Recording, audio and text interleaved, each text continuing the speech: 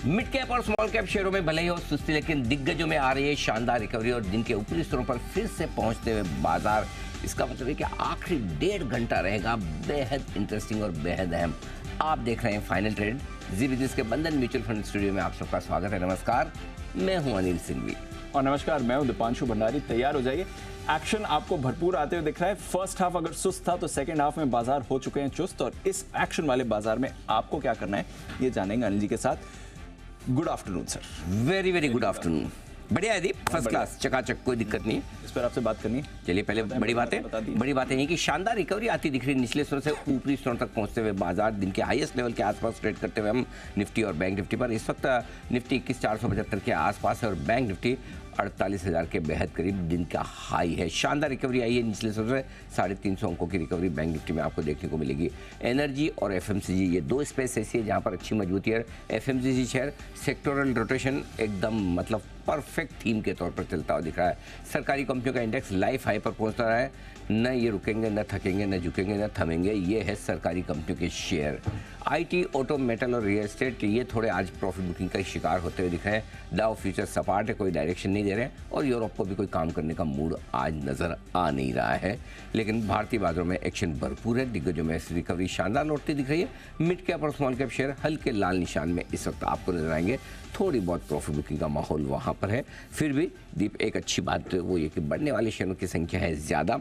2070 share मजबूती के साथ ट्रेड कर रहे हैं। बीएसई पर 1850 शेयर कमज़ोर और एनएसई पर 1200 शेयर कम मजबूती के साथ ट्रेड करते हुए दिखेंगे आपको और 1050 शेयर कमज़ोर। तो यानी कि भले ही थोड़ा बहुत माहौल मिड कैप स्मॉल कैप शेयरों में ठंडेपन का हो, लेकिन ब्रॉडर मार्केट अब भी मजबूत है। तो और all is well. All is well नहीं, all is well. All is well. All is well. All is well. All is well. Sir एक कॉम्प्लीमेंट है, क्योंकि सुबह मुझे मालूम है स्ट्रैटेजी जब हम बात कर रहे थे तो आपने कहा था अगर बुल मार्केट में आपको सुस्ती आती है तो थोड़ा वेट एंड वॉच करिए, देखिए। करेक्ट। एक दिन की है, आधे दिन की है, 1.5 दिन की है, और उसके बाद आप डिसीजन लिए। ओपनिंग के बाद भी जब बाजार सुस्त दिख रहे थे, डिप आया था, बैंक निफ्टी ऑलमोस्ट 300 पॉइंट एक बार के लिए गिरा था, तब भी आपने कहा था कि थोड़ा वेट करिए लेवल्स का। करेक्ट। वहीं से फिर रिकवरी आ गई। तो ये तो एक सवा दिन की होगी, 1.5 दिन भी नहीं हुआ। मुंबई से पहले भी रिकवरी। मुंबई वाले इसको अच्छे से समझते हैं। 1.5 दिन का गणपति, 3 दिन का गणपति, 5 दिन का। तो हमारा 1.5 दिन का करेक्शन, 3 दिन का करेक्शन, 5 दिन का करेक्शन, 7 दिन का करेक्शन, ये वैसे ही हाल है। तो वैसे ही हमारे भी है। करेक्शन ज़्यादा लंबा है नहीं दीपा, अभी तक तो संकेत सारे, लेकिन ये करेक्शन 1.5 दिन का ही था। इसकी कंफर्मेशन भी नहीं आई है। अच्छा, इसकी कंफर्मेशन तब आएगी जब आप 21,500 को पार करके टिक जाए निफ्टी पर और 48,220 को पार करके बैंक निफ्टी निकले। यानी कि नया हाई बनाना ज़रूरी है। अब आज बनाएं, कल बनाएं, जब भी बनाएं, लेकिन वो पार करके आप टिकेंगे। 5-25 पॉइंट की बात नहीं, निर्णायक तौर पे उसके ऊपर टिकने चाहिए। तो फिर उसके बाद आप ये मानिए कि कंसोलिडेशन से बाहर निकल गए। तो कंसोलिडेशन में दोनों चीज़ें होती है। ट्रेडिंग रेंज के निचले स्तरों पर आते तो ऐसा लगता है कि आज बहुत सारे लोगों ने मन बना लिया था 200-300-500 टूटने वाला निफ्टी, और जैसे अभी नया ब्रेकआउट देने की कोशिश करेगा, नया हाई बनाएगा, करेक्शन तो पूरा हो गया, 500 बढ़ेगा। सो वो तो देखो, इस तरह के एक्सट्रीम थॉट वाले लोगों की भी बाजार में बहुत सख्त ज़रूरत होती है। नहीं तो फिर बाजार, हाँ, नहीं तो मज़ा ही क्या आएगा। और ऐसे लोगों की इसलिए भी ज़रूरत होती है कि कभी कभी एक आध बार वो सही भी पढ़ते हैं तो वो देखा, मैंने कहा था 10 बार गलत पढ़े भी कुछ नहीं। नहीं, वो तो फिर क्या, ध्यान रखना, नज़र रखना। मैंने कहा था नज़र रखना। हाँ, तो ठीक है। सब तरह के लोग बाजार में होने चाहिए, तभी तो बाजार का मजा है। बट ओवरऑल अभी आपको क्या करना है, वो बचे हुए 1.5 घंटे के लिए सिंपल एक चीज़ है। 21,525 के ऊपर निकलकर टिकता है तो नया ब्रेकआउट देने की कोशिश करेगा। 48,250 के ऊपर निकलकर बैंक निफ्टी टिकने की कोशिश करता है, नया ब्रेकआउट देने की कोशिश करेगा। हालांकि निफ्टी में ब्रेकआउट आने के चांसेस थोड़े पहले नजर आ रहे हैं। लाइफ हाई के करीब हम जल्दी वहाँ पहुँचते हुए दिख रहे हैं। नीचे का माहौल क्या है वो भी देखना समझना जरूरी है। सो आज के लोज नहीं तोड़ने आपको, हालांकि अब तो काफ़ी दूर नज़र आते हैं और निफ्टी और बैंक निफ्टी दोनों में। और एक अच्छी बात ये थी कि आज हमने जो निफ्टी में सुबह खरीदारी करने की राय दी थी, एक था हमारा 21,365 और दूसरा था 21,250, और इसके बीच में कहीं एक जगह रुक सकता है, कहाँ रुकेगा पता नहीं था। करेक्ट। सो बीच में रुका 21,335 के आसपास, लेकिन अगर आपने 365 पे भी खरीदा तो वहाँ से 100 पॉइंट आपके साफ साफ क्लीन एकदम बढ़िया बन रहे 100 पॉइंट। ठीक है जी। बैंक निफ्टी हमारी जो राय थी 47,525, 47,725, 650 के आसपास लो बनाया है। 725 अगर आप देखें तो आप ज़्यादा नहीं, 300 पॉइंट करीबन 250 पॉइंट आपके बन रहे हैं। सो ये तेजी के मार्केट में आपको डर निचले स्तरों पे खरीदने में नहीं लगना चाहिए। बेचने में लगना चाहिए। Exactly. होता उल्टा है। एग्जैक्टली होता उल्टा है, लेने में डर लगता है, बेचने में नहीं लगता है। सो ये तेजी का मार्केट है, सपोर्ट लेवल पे लीजिए। आमतौर पर दूसरे सपोर्ट तक जाता नहीं है मार्केट, पहले सपोर्ट से घूम जाता है। आज भी ऐसा होगा जब, और स्पेशली जब सपोर्ट लेवल दूर हो तो पहले सपोर्ट के दूसरे सपोर्ट के बीच में से कहीं से टर्न मारता है, जो मार दिया। तो बस एंजॉय कीजिए लाइफ, कोई दिक्कत नहीं है। अब इंतजार कीजिए कि ब्रेकआउट मिलता है या नहीं मिलता है। नहीं मिले तब तक आप फिर से ये मान के चलिए रेंज बाउंड है, रिस्क कम रखनी है। डेफिनेटली ट्रेडिंग रेंज के हाई रेंज पे प्रॉफिट बुक कर लीजिए। एक बार 21,500 के आसपास, इधर आप 48,200 के आसपास, 48,150 आए तो वापस से देखेंगे। और अगर ब्रेकआउट हो जाए आज क्लोजिंग बेसिस पे तो कोई टेंशन ही नहीं फिर कल के। ठीक है सर, चलिए लेवल्स देखिए, अच्छी रिकवरी आ गई है। 15 पॉइंट दूर है निफ्टी लाइफ हाई से। तो देखते हैं, बात करते करते अगर नया लाइफ हाई बनाने की तैयारी में, और जो 21,500 की बात कर रहे थे वहाँ से भी बस 20-22 अंक दूर ही आपको निफ्टी इस समय दिख रहा है। आइए बात करते हैं नुपुर और बात करते हैं अरमान के साथ कुछ इंपॉर्टेंट आने वाले दिनों के इवेंट्स और आज की खबरों पर। नुपुर, गुड आफ्टरनून, बताएं कौन से important events. Good afternoon. Saturn credit के साथ शुरुआत करते हैं। QIP के इशू प्राइस पर आज बोर्ड विचार कर रहा है, तो ये अनाउंसमेंट इंपॉर्टेंट रहेगा, यहाँ पे रहेगी नज़र। साउथ अफ्रीका वर्सेस इंडिया का सेकंड ODI मैच है 4:30 बजे, तो ये भी इंपॉर्टेंट है। ग्लोबल के लिहाज से यूरोप से इन्फ्लेशन का डेटा आते हुए दिखेगा नवंबर के महीने का, और USA में हाउसिंग स्टैट्स का डेटा नवंबर के महीने के आते हुए नजर आएंगे। तो दोनों मैक्रो के लिहाज से इंपॉर्टेंट रहने वाले। कल की बात करें तो नतीजे आएंगे। फ्लेयर राइटिंग के हाल ही में लिस्ट हुई थी कंपनी, Q2 के नतीजे आते हुए नजर आएंगे। सालासर टेक्नो इंजीनियरिंग पर भी आपको फोकस करना है। बोर्ड बैठक में बोनस इशू पर कंपनी करेगी विचार। कैनफिन होम्स यहाँ पर भी कल फोकस में आते हुए दिखेगा ये स्टॉक, क्योंकि अंतरिम डिविडेंड पर बोर्ड बैठक है, तो ये अनाउंसमेंट भी रहेगा इंपॉर्टेंट। IPO का सीजन है, कल 2 लिस्टिंग होने वाली है। इंडिया शेल्टर फाइनेंस कॉर्पोरेशन करीबन 38 टाइम्स बढ़ते हुए दिखा था, साइज 1200 करोड़ की थी, तो यहाँ पे रहेगी नजर। और डोम इंडस्ट्रीज 1200 करोड़ का IPO था, ये इशू साइज थी इसकी, और सब्सक्रिप्शन 99 टाइम्स होते हुए दिखा था, तो दोनों ही कल लिस्ट होते हुए दिखेंगे। IPO बंद होते हुए आपको 3 नजर आएंगे। सूरज एस्टेट डेवलपर्स 400 करोड़ की इसकी साइज है, पूरा का पूरा फ्रेश इशू है, ये कल बंद हो जाएगा। मुथूट माइक्रोफिन 960 करोड़ की इसकी साइज है, और OFS के जरिए कंपनी 200 करोड़ रुपए जुटा रही है, तो ये भी IPO कल बंद हो जाएगा। मोती सन्स इशू साइज 151 करोड़ के आसपास का एंटायरली फ्रेश इशू है, ये IPO भी कल बंद होते हुए दिखेगा। लेकिन आज़ाद इंजीनियरिंग का IPO आपके लिए कल से शुरू हो जाएगा। इसकी साइज देखें तो 740 करोड़ की है, 22 दिसंबर तक ये खुला रहेगा, और OFS के जरिए कंपनी 500 करोड़ रुपए जुटाएगी। ग्लोबल के लिहाज से UK में जो इन्फ्लेशन का डेटा है नवंबर के महीने का, वो आते हुए दिखेगा। US में और यूरोप में कंज्यूमर कॉन्फिडेंस का दिसंबर का डेटा आते हुए नजर आएगा, तो दोनों ही इंपॉर्टेंट रहने वाले। गुरुवार की बात करें तो यहाँ पे SBFC फाइनेंस, जहाँ पे बोर्ड बैठक में कर्ज के जरिए कंपनी फंड जुटाने पर विचार करेगी, तो ये अनाउंसमेंट पे रहेगी नज़र। ऑल कार्गो, जहाँ पे बोर्ड बैठक में इक्विटी शेयर या QIP के जरिए फंड जुटाने पर कंपनी कर सकती है विचार। KPI ग्रीन एनर्जी पर भी रखना है फोकस, क्योंकि आज जो QIP ओपन हुआ है उसमें इशू प्राइस गुरुवार के दिन तय की जाएगी। साथ ही साथ कैंस टेक्नोलॉजी, यहाँ पर भी QIP की जो फाइनल इशू प्राइस है वो गुरुवार के दिन आती हुई दिखेगी। IPO के लिहाज से आइनॉक्स इंडिया की लिस्टिंग होने वाली है गुरुवार के दिन। एंटायरली OFS था, और इशू साइज इसकी करीबन 1450 करोड़ के आसपास की थी।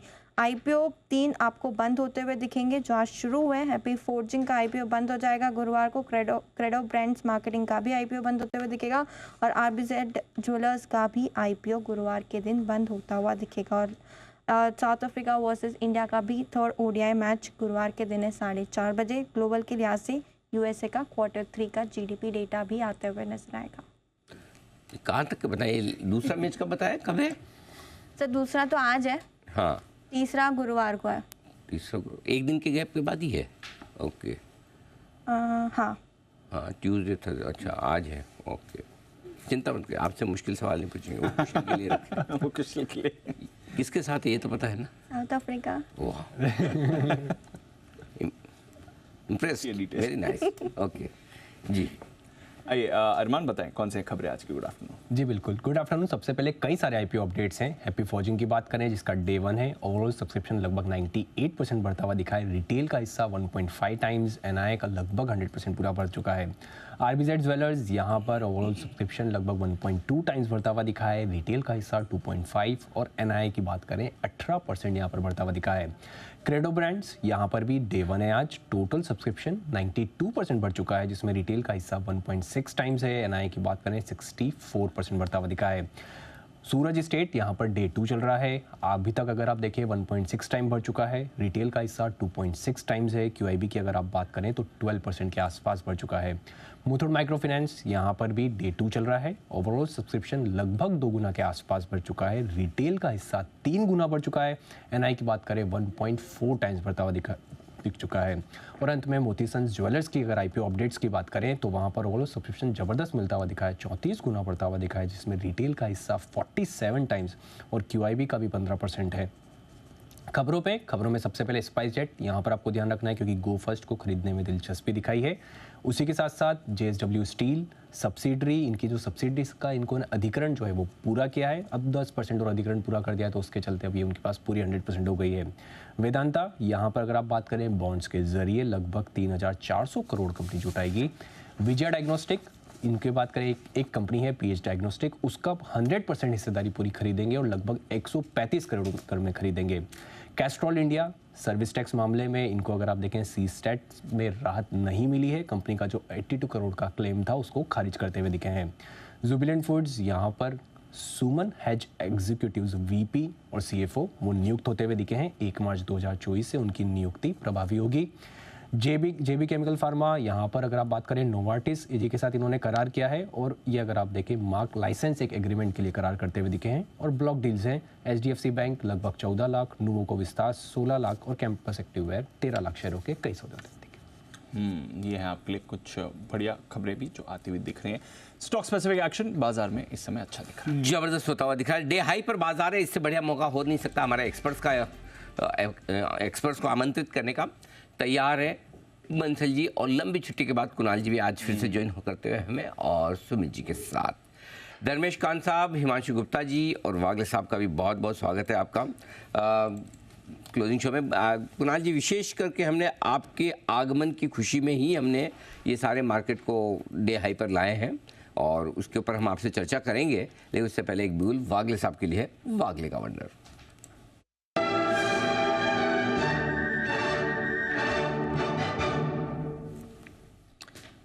बताएं sir. Anil ji good afternoon, Deepanshu good afternoon. Anil ji, खरीदना है भारत फोर्ज, मुझे लगता है 1220 के ऊपर इसने काफ़ी टाइम स्पेंड किया है। मेरे लिए 1220 का एक रेजिस्टेंस था जो अभी अभी निकाला है। आज के पूरे दिन इसके ऊपर अगर ये सस्टेन करता है तो ये 1260 तक जाना चाहिए। आपका स्टॉप लॉस 1215, एक 10-12 रुपए नीचे का होना चाहिए और इसका टाइम फ्रेम आज और कल का। ओके, तो ये है आपके लिए भारत फोर्ज में खरीदारी करने की राय आपके लिए आती हुई इस वक्त। आइए, कुणाल जी का भी स्वागत है। कुणाल जी, आपके स्वागत में हमने लाइफ हाई के बिल्कुल नज़दीक ले आए हैं, 4-5 पॉइंट ही बचे हैं। बोले अगर आप इस स्वागत से संतुष्ट ना हो तो हाई लगवा दें। अनिल जी देखिए, हाई आप लगा देंगे अनिल जी, लेकिन मेरा हाई लग चुका है क्योंकि अभी अभी आपने कहा कि आप बड़े लंबे समय लंबे अवकाश के बाद वापस आए हैं जी। तो अनिल जी मैं कुछ घंटों के लिए अनुपस्थित था, लेकिन आपको वो इतना लंबा समय लगा, यानी कि मेरी अनुपस्थिति का एक एक पल आपको भारी लगा अनिल जी। ये सुनकर ही अनिल जी मेरा हाई तो लग चुका है। बाजार का हाई आप लगवा दें, आप घंटे में सोने पर सुहागा हो जाए। आप घंटे में गिनेंगे तो 2-4 आप सेकंड्स में कन्वर्ट तो करो फिर आपको पता चलेगा कितने सेकंड्स आप गाए थे। लाखों सेकंड्स आप गायब थे, सोचिए। तो इसलिए हाई बनने की तैयारी है बिल्कुल, और बढ़िया एक्शन में बाजार आते हुए दिख रहे हैं। मेरे ख्याल से 21,493 होते ही हाई बन जाएगा। 93 पे बनेगा और 10 ही पॉइंट अभी फिलहाल दूर आपको नजर आएगा इस वक्त। आइए, सुमित जी के लिए भी एक बिगुल है, सुमित का सुपरहिट।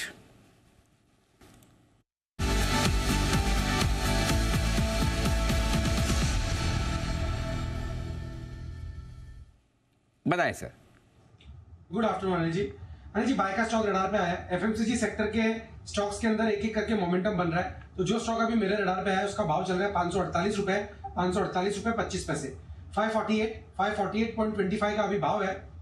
स्टॉक का नाम है डाबर। डाबर के अंदर मोमेंटम तेजी का बन रहा है। लास्ट 2 दिनों का हाई स्टॉक अभी ब्रेक कर रहा है। स्टॉक का ट्रेंड पॉजिटिव है। पिछले कुछ दिनों की गिरावट के बाद वापस से ऊपर का मूव रिज्यूम हो रहा है। डाबर के अंदर यहाँ से एक बढ़िया मूव ऊपर की तरफ का देखने को मिल सकता है। आज और आने वाले कुछ दिनों में ऊपर में जो टारगेट देखने को मिल सकते हैं 558 इसका पहला टारगेट, 562 इसका दूसरा टारगेट। तो डाबर में खरीदारी करें, जिन्होंने ले रखा है वो लोग होल्ड करें। स्टॉक का जो नीचे में चार्ट्स के ऊपर सपोर्ट दिखाई दे रहा है 538 540 के पास है, तो 540 के नीचे का स्टॉप लॉस लगा के खरीदारी करके चलने का सलाह रहेगा 558 562 के टारगेट्स के लिए।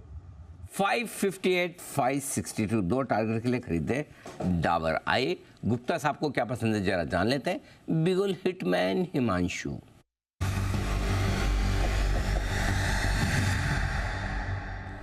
हिमांशु जी के लिए एक सवाल तो आया मेरे मन में, लेकिन पहले एक बार कॉल ले लूं, उसके बाद उनसे सवाल पूछूंगा। जी हिमांशु जी पहले बता दीजिए आप। Good afternoon to you Anil ji, good afternoon Deep, good afternoon everyone. Anil ji पहले आप सवाल पूछ लीजिए। पहले पूछ लूँ? अच्छा, तो ये सवाल हिमांशु जी के लिए भी और बाकी एक्सपर्ट्स में से भी आप लोग कोई भी इस पे जवाब दे सकते हैं। आप लोगों को ऐसा किस नहीं लग रहा दीप, मेरी पर्सनल ऑब्जर्वेशन है, आई मे बी रॉन्ग, मेरे को जब से रोहित शर्मा की कैप्टनशिप गई वो मुंबई इंडियंस से, तब से हिमांशु जी बड़े मतलब ऐसे बुझे से लग रहे हैं, मूड ऑफ लग रहा है। हाँ, ऐसा नहीं लग रहा है? सही बात है। ऐसा मैंने नोटिस किया है, आप में से किसी ने भी नोटिस किया है? आप लोगों ने भी नोटिस किया है ना किसी ने? हाँ देखो बंसल जी ने भी किया है, कुणाल जी ने किया। कोई खास वजह आपके हिसाब से, किस वजह से हिमांशु जी बुझे से लग रहे हैं सर? जी कुणाल जी।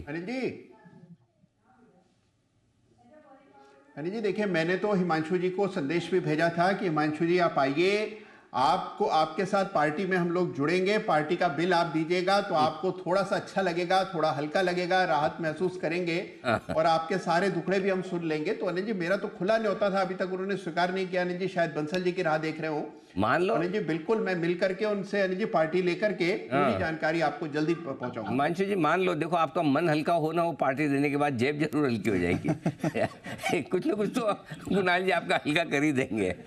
जी बंसल जी। नहीं अनिल जी बिल्कुल, ये चीज तो मैंने नोटिस की थी। हिमांशु जी काफी उदास है, नहीं तो इतने चीयरफुल होते थे, अभी तक 2-3 बिगुल बजा चुके होते। एग्जैक्टली मैं समझ नहीं पा रहा था, अभी आपने अनिल जी सही पकड़ा अनिल जी कि क्या रीजन है। और अनिल जी इसके तो मुंबई इंडियंस के तो ट्विटर पे अनिल जी 5 लाख फॉलोअर भी घट गए, मतलब कि अकेले हिमांशु जी उदास नहीं है, मतलब कि हिमांशु जी की गिनती अनिल जी उसमें हो रही है, मतलब कि। और ये कुणाल जी के साथ नहीं, अनिल जी उदास लोगों से पार्टी ली नहीं जाती, उनको दी जाती है। तो हिमांशु जी आप दिल्ली आ जाओ, मैं पार्टी दूंगा। अरे ये क्या बात है, क्या बात है, ऐसा होना चाहिए सच्चा। चलिए इस खुशी में हिमांशु जी बताइए अपनी पिक। जी अनिल जी कोई ऐसी उदास होने वाली कोई ऐसी बात नहीं है अनिल जी। अच्छा, तो क्या टीम से निकालेंगे तब उदास हो गए? अरे गजब, और उदास तो होना चाहिए आपको। नहीं जी ऐसे तो नहीं आएगी। जी बताए। अनिल जी खरीदारी करनी है वोल्टास में, फ्यूचर्स में 902 रुपए के आसपास के करंट लेवल्स हैं। करंट लेवल्स पे खरीदारी करेंगे। 890 रुपए का अनिल जी यहाँ पर एक स्टॉप लॉस मेंटेन करना है। और मुझे लगता है कि जिस तरह का सेटअप है ये, इसका एक बड़ा ब्रेकआउट होता हुआ नजर आ रहा है। मुझे लगता है कि 1 से 2 दिन का अगर नजरिया रखें तो 945 से 950 रुपए तक के टारगेट्स वोल्टास में बनते हुए नजर आ सकते हैं। एक rounding bottoms, higher sequence, higher highs, higher lows बनता हुआ नजर आ रहा है। और पिछले 3 बार से अनिल जी वोल्टास ने इन्हीं लेवल्स के आसपास एक रेजिस्टेंस फेस किया है। मुझे लगता है अब की बार ये रेजिस्टेंस पार होता हुआ नजर आएगा और 945 950 रुपए तक का मूव वोल्टास में आने वाले 1 से 2 दिनों में देखने को मिल सकता है। और एक और ऑब्जर्वेशन थी अनिल जी कि ना केवल वोल्टास बल्कि इस स्पेस के तमाम स्टॉक्स, चाहे हेवल्स हो चाहे क्रॉम्पटन ग्रीव्स हो, सब में अच्छी बाइंग देखने को मिल रही है। तो मुझे लगता है एक अच्छा कैचअप मूव इस स्पेस में आने वाले दिनों में देखने को मिल सकता है। तो ये है वो स्पेस, वाइट गुड्स वाली या fast moving electronic good FMEG, इसमें भी खरीदारी का माहौल बनता दिख रहा है। 945 950 के लक्ष्य के लिए वोल्टास में करें खरीदारी, ये राय आपके लिए हिमांशु जी की तरफ से आती हुई दिख रही है। बढ़िया एक्शन यहाँ पर। आइए एक बड़ी और एक्सक्लूसिव खबर की तरफ करते हैं फोकस। हमारे संवाददाता अनुवेश हमारे साथ जुड़ रहे हैं नई दिल्ली से, बताने के लिए तैयार है कुछ इंटरेस्टिंग खबर अनुवेश के पास है। बताएं अनुवेश। जी एक बड़ी और एक्सक्लूसिव खबर निकल के आ रही है कोल इंडिया और नावेली लिग्नाइट कॉरपोरेशन के लिए। सर अगर हमारे सूत्रों की मानी जाए, अगले 1 से 2 महीने के अंदर जो है वो भारत सरकार लगभग 21 नए प्रोजेक्ट जो है उसका शुरुआत करने जा रही है। ये प्रोजेक्ट ऑलमोस्ट रेडी हैं, इनको बस इनके उद्घाटन करने की देरी है। इन 21 प्रोजेक्ट की अगर बात करें, इसमें से 13 ऐसे प्रोजेक्ट्स हैं जो साइलोज और रैपिड फोर्समेंट सिस्टम्स हैं, जिसमें कि जल्दी से जल्दी जो ट्रेन्स हैं उसमें कोल को भरा जा सकता है। इसी के साथ साथ एक सोलर पावर प्लांट का इनॉग्रेशन है और सोलर पावर प्लांट का इनॉग्रेशन है और उसी के साथ साथ यहाँ पे एक थर्मल पावर प्लांट का इनॉग्रेशन भी कानपुर में किया जाएगा, जिसकी टोटल कैपेसिटी 660 × 3 की बताई जा रही है। इसके साथ साथ सर यहाँ पे वॉशरी का भी एक उद्घाटन किया जाना है। तो टोटल ये जो 21 प्रोजेक्ट्स हैं जिनकी शुरुआत अगले 1 से 2 महीने के अंदर हो सकती है, इसकी कुल लागत अगर बताई जाए तो 70,000 करोड़ की बताई जा रही है और जल्द से ही 1 से 2 महीने के अंदर इन सारे प्रोजेक्ट्स को उद्घाटन कर दिया जाएगा, जिसके वजह से जो कोल की सप्लाई होती है कोल पिट से लेके थर्मल पावर प्लांट तक, वो काफ़ी आसान हो जाएगा, क्योंकि इसमें 2 रेलवे प्रोजेक्ट्स भी हैं। जो 2 रेलवे प्रोजेक्ट्स हैं उसमें साइलोस के साथ साथ रैपिड लोडिंग सिस्टम को भी इनॉग्रेट किया जाएगा। तो अगर हमारी सूत्रों की माने तो प्रधानमंत्री खुद इन सारे प्रोजेक्ट्स को इनॉग्रेट करेंगे। हो सकता है इनमें से कुछ वर्चुअल हों और कुछ इन पर्सन वो जाके वहाँ पे इनॉग्रेट कर सकते हैं। ओके, तो बड़े सारे प्रोजेक्ट्स आपके लिए अगले 2 महीने में आने के लिए तैयार है और वो आएंगे कोयला स्पेस को लेकर। कोल इंडिया और NLC यानी नेवल लिग्नाइट कॉरपोरेशन, इनके लिए देश भर में ढेर सारे ऐसे प्रोजेक्ट्स हैं जिनको सरकार इनोग्रेट करने वाली है, मंजूरी देने वाली है और उसके बाद इन पर काम शुरू होगा। यानी कि दोनों ही कंपनियां बड़े एक्सपांशन के लिए तैयार होती दिख रही है। खुद PM मोदी 70,000 करोड़ रुपए के अलग अलग प्रोजेक्ट्स ये होंगे जो आगे उनको इनोग्रेट करेंगे। एक बार जरा कोल इंडिया लगातार पसंद में रहा है कुणाल जी राकेश जी के। कुणाल जी जरा चार्ट्स पर देखिए, राय दीजिए और NLC इंडिया के चार्ट्स पर अपनी राय फरमाएंगे हिमांशु गुप्ता साहब, जो थोड़े से चेयरफुल मूड में हम उन्हें लाने की कोशिश कर रहे हैं। पहले कुणाल जी आप। अनिल जी देखिए, कोल इंडिया पर तो जबरदस्त अप मूव हमें देखने को मिल रहा है। एक पैटर्न भी बना है, कप विद हैंडल इसको कहते हैं। फ्रेश ब्रेकआउट आज के ट्रेड में दिख रहा है। सारे एवरेजेस के ऊपर कोल इंडिया चल रहा है और नीचे के लेवल से अनिल जी जब इसकी बात भी शायद कोई नहीं करता था, तब से मैं और राकेश जी इसकी वकालत कर रहे हैं। बड़ी तेजी बनी है और अभी आप NLC की चर्चा करेंगे हिमांशु जी से, लेकिन अनिल जी पहले ही मैं बता दूं कि मैंने और राकेश जी ने भी NLC को 10 की कमाई में 1 नहीं 2 बार रेकमेंड किया। जबरदस्त अप मूव वहां पर भी बनता दिख रहा है। तो अनिल जी बहुत जबरदस्त अपट्रेंड है कोल इंडिया में। जिनके पास पोजीशन है बिल्कुल बने रहने की राय है। एक संशोधित स्टॉप लॉस रख लें, 345 पर होल्ड करें। बड़ी बट पूरे पावर स्पेस में हमने ये तेजी आते हुए देखी है। NLC कोल इंडिया तो ऑफ कोर्स इसके लिए स्पेसिफिक खबर। एक बार मेरे को लगता है ऐसा कोल इंडिया का नाम ही बदल देना चाहिए। अभी क्या करना चाहिए, जरा एक बार सारे एक्सपर्ट से राय ली जाए कि भाई आपके हिसाब से कोल इंडिया का नाम बदल के क्या करना चाहिए। अगर आपको एक मौका दिया जाए, जरा सोचिए, मैं सोचने का टाइम देता हूँ। ऐसा नहीं तो आपको ये लगेगा कि ये क्या मैंने जल्दी से पूछ लिया। तब तक हिमांशु जी चार्ट्स बताइए। जी अनिल जी, तो अनिल जी चार्ट का करंट लेवल्स बताने से पहले अनिल जी, मई 2022 और दिसंबर 2022 में NLC ने एक्चुअली मल्टीपल ईयर्स का एक ब्रेकआउट अटेम्प्ट किया था जब ये स्टॉक 90-92 रुपए पर था। तब कई बार मैंने इसमें खरीदारी की सलाह दी थी, इवन स्पेशल पिक्स दी थी अनिल जी। आज स्टॉक 200 रुपए के पार है। तो लॉन्ग टर्म के पॉइंट ऑफ व्यू से डेफिनेटली अनिल जी अभी भी लगता है कि इसमें बिल्कुल बने रहें। किसी तरह की चार्ट पर कोई कमजोरी का संकेत नहीं है। फ्रेश खरीदारी के लिए मुझे लगता है अनिल जी कि थोड़ा सा अगर 185-190 के आसपास जब भी इसमें डिप्स मिले तो वहां पर रिस्क रिवॉर्ड अट्रैक्टिव है। और मेरा ऐसा मानना है अनिल जी कि ये एक पोजिशनली लॉन्ग टर्म ऐसा स्टॉक है जो आपके स्टॉक्स में पोर्टफोलियो में होना चाहिए। ट्रेडिंग के हिसाब से फिलहाल इसमें वैसा सेटअप नहीं है कि ट्रेड लिया जाए, बट पोजिशनली ये स्टॉक मुझे लगता है आने वाले समय में भी आउट परफॉर्मेंस दिखाता हुआ नजर आए। तो ये है आपके लिए NLC पर राय आती है जी। तो मैंने जो सवाल पूछा था उस पर हाँ कौन जवाब देना चाहता है? वैसे मेरे पास बहुत सारे जवाब आ चुके हैं, दर्शकों के भी आ रहे हैं, एक्सपर्ट्स के भी आ रहे हैं। जी कुणाल जी बताइए पहले आप। अनिल जी देखिए, दोनों भाषाओं में सुझाऊंगा। अनिल जी अगर अंग्रेजी में रखना हो तो मेरी राय में ब्लैक गोल्ड इंडिया, ओके जी ये नाम होना चाहिए, ब्लैक गोल्ड। हाँ। और अगर अनिल जी हिंदी में रखना है तो अनिल जी श्याम रतन रख सकते हैं। इसका नाम श्याम मतलब काला और रतन मतलब अनिल जी रतन तो है ही अनिल जी, महारतन है, तो इसको श्याम रतन इंडिया भी रख सकते हैं। वाह क्या बात है, very good. Okay, black gold बोला ना आपने, कौन सा बोला? जी ब्लैक गोल्ड अनिल जी। हाँ अंग्रेजी में। सेठी साहब के आपके विचार मिल गए, खाली आपके हेयर स्टाइल ही डिफरेंट है, बाकी विचार आपके कंप्लीट मिल रहे हैं। उन्होंने भी ब्लैक गोल्ड इंडिया ही लिख के भेजा है मेरे को, तो सेठ साहब और आप सेम पेज पे है। जी धर्मेश जी बताना चाहते हैं। जी Dharmesh ji. Anil ji good afternoon, Deepanshu good afternoon. Black diamond इसका नाम होना चाहिए। Black diamond, okay. ऐसे ब्लैक डायमंड नाम की एक सुपारी आती है कोलकाता की। अच्छा। अरे बहुत ही बढ़िया है, फर्स्ट क्लास। वो कोलकाता में मिलती है। एक ट्रेन भी चलती है धनबाद से कलकत्ता के लिए, उसका नाम ब्लैक डायमंड ही है। अच्छा, अरे वाह, इंटरेस्टिंग। हाँ, तो मेरे हिसाब से तो देखो खाली है ना, इसका नाम होना चाहिए कोल इंडिया से डायमंड इंडिया। डायमंड इंडिया, कोयले से डायमंड बनता है। कोयले से ही डायमंड होता है। मतलब और डायमंड बनने के बाद तो ब्लैक रहेगा नहीं। तो आप काफ़ी नज़दीक पहुँचे हैं, और वैसे तो आप कोल माइंस के भी काफ़ी नज़दीक से हैं।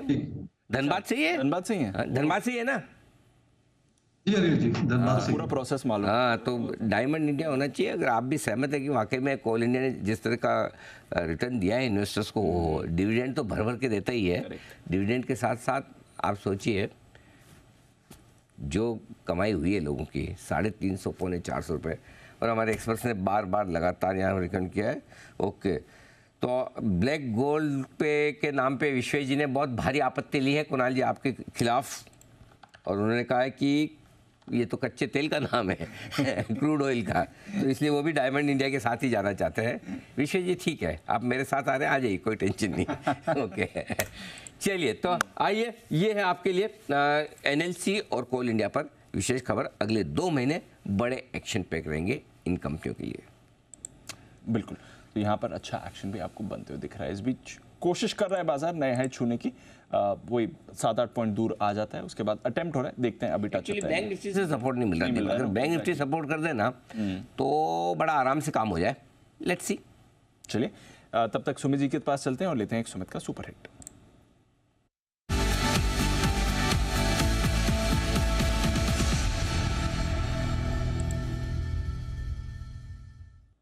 बताएं सर।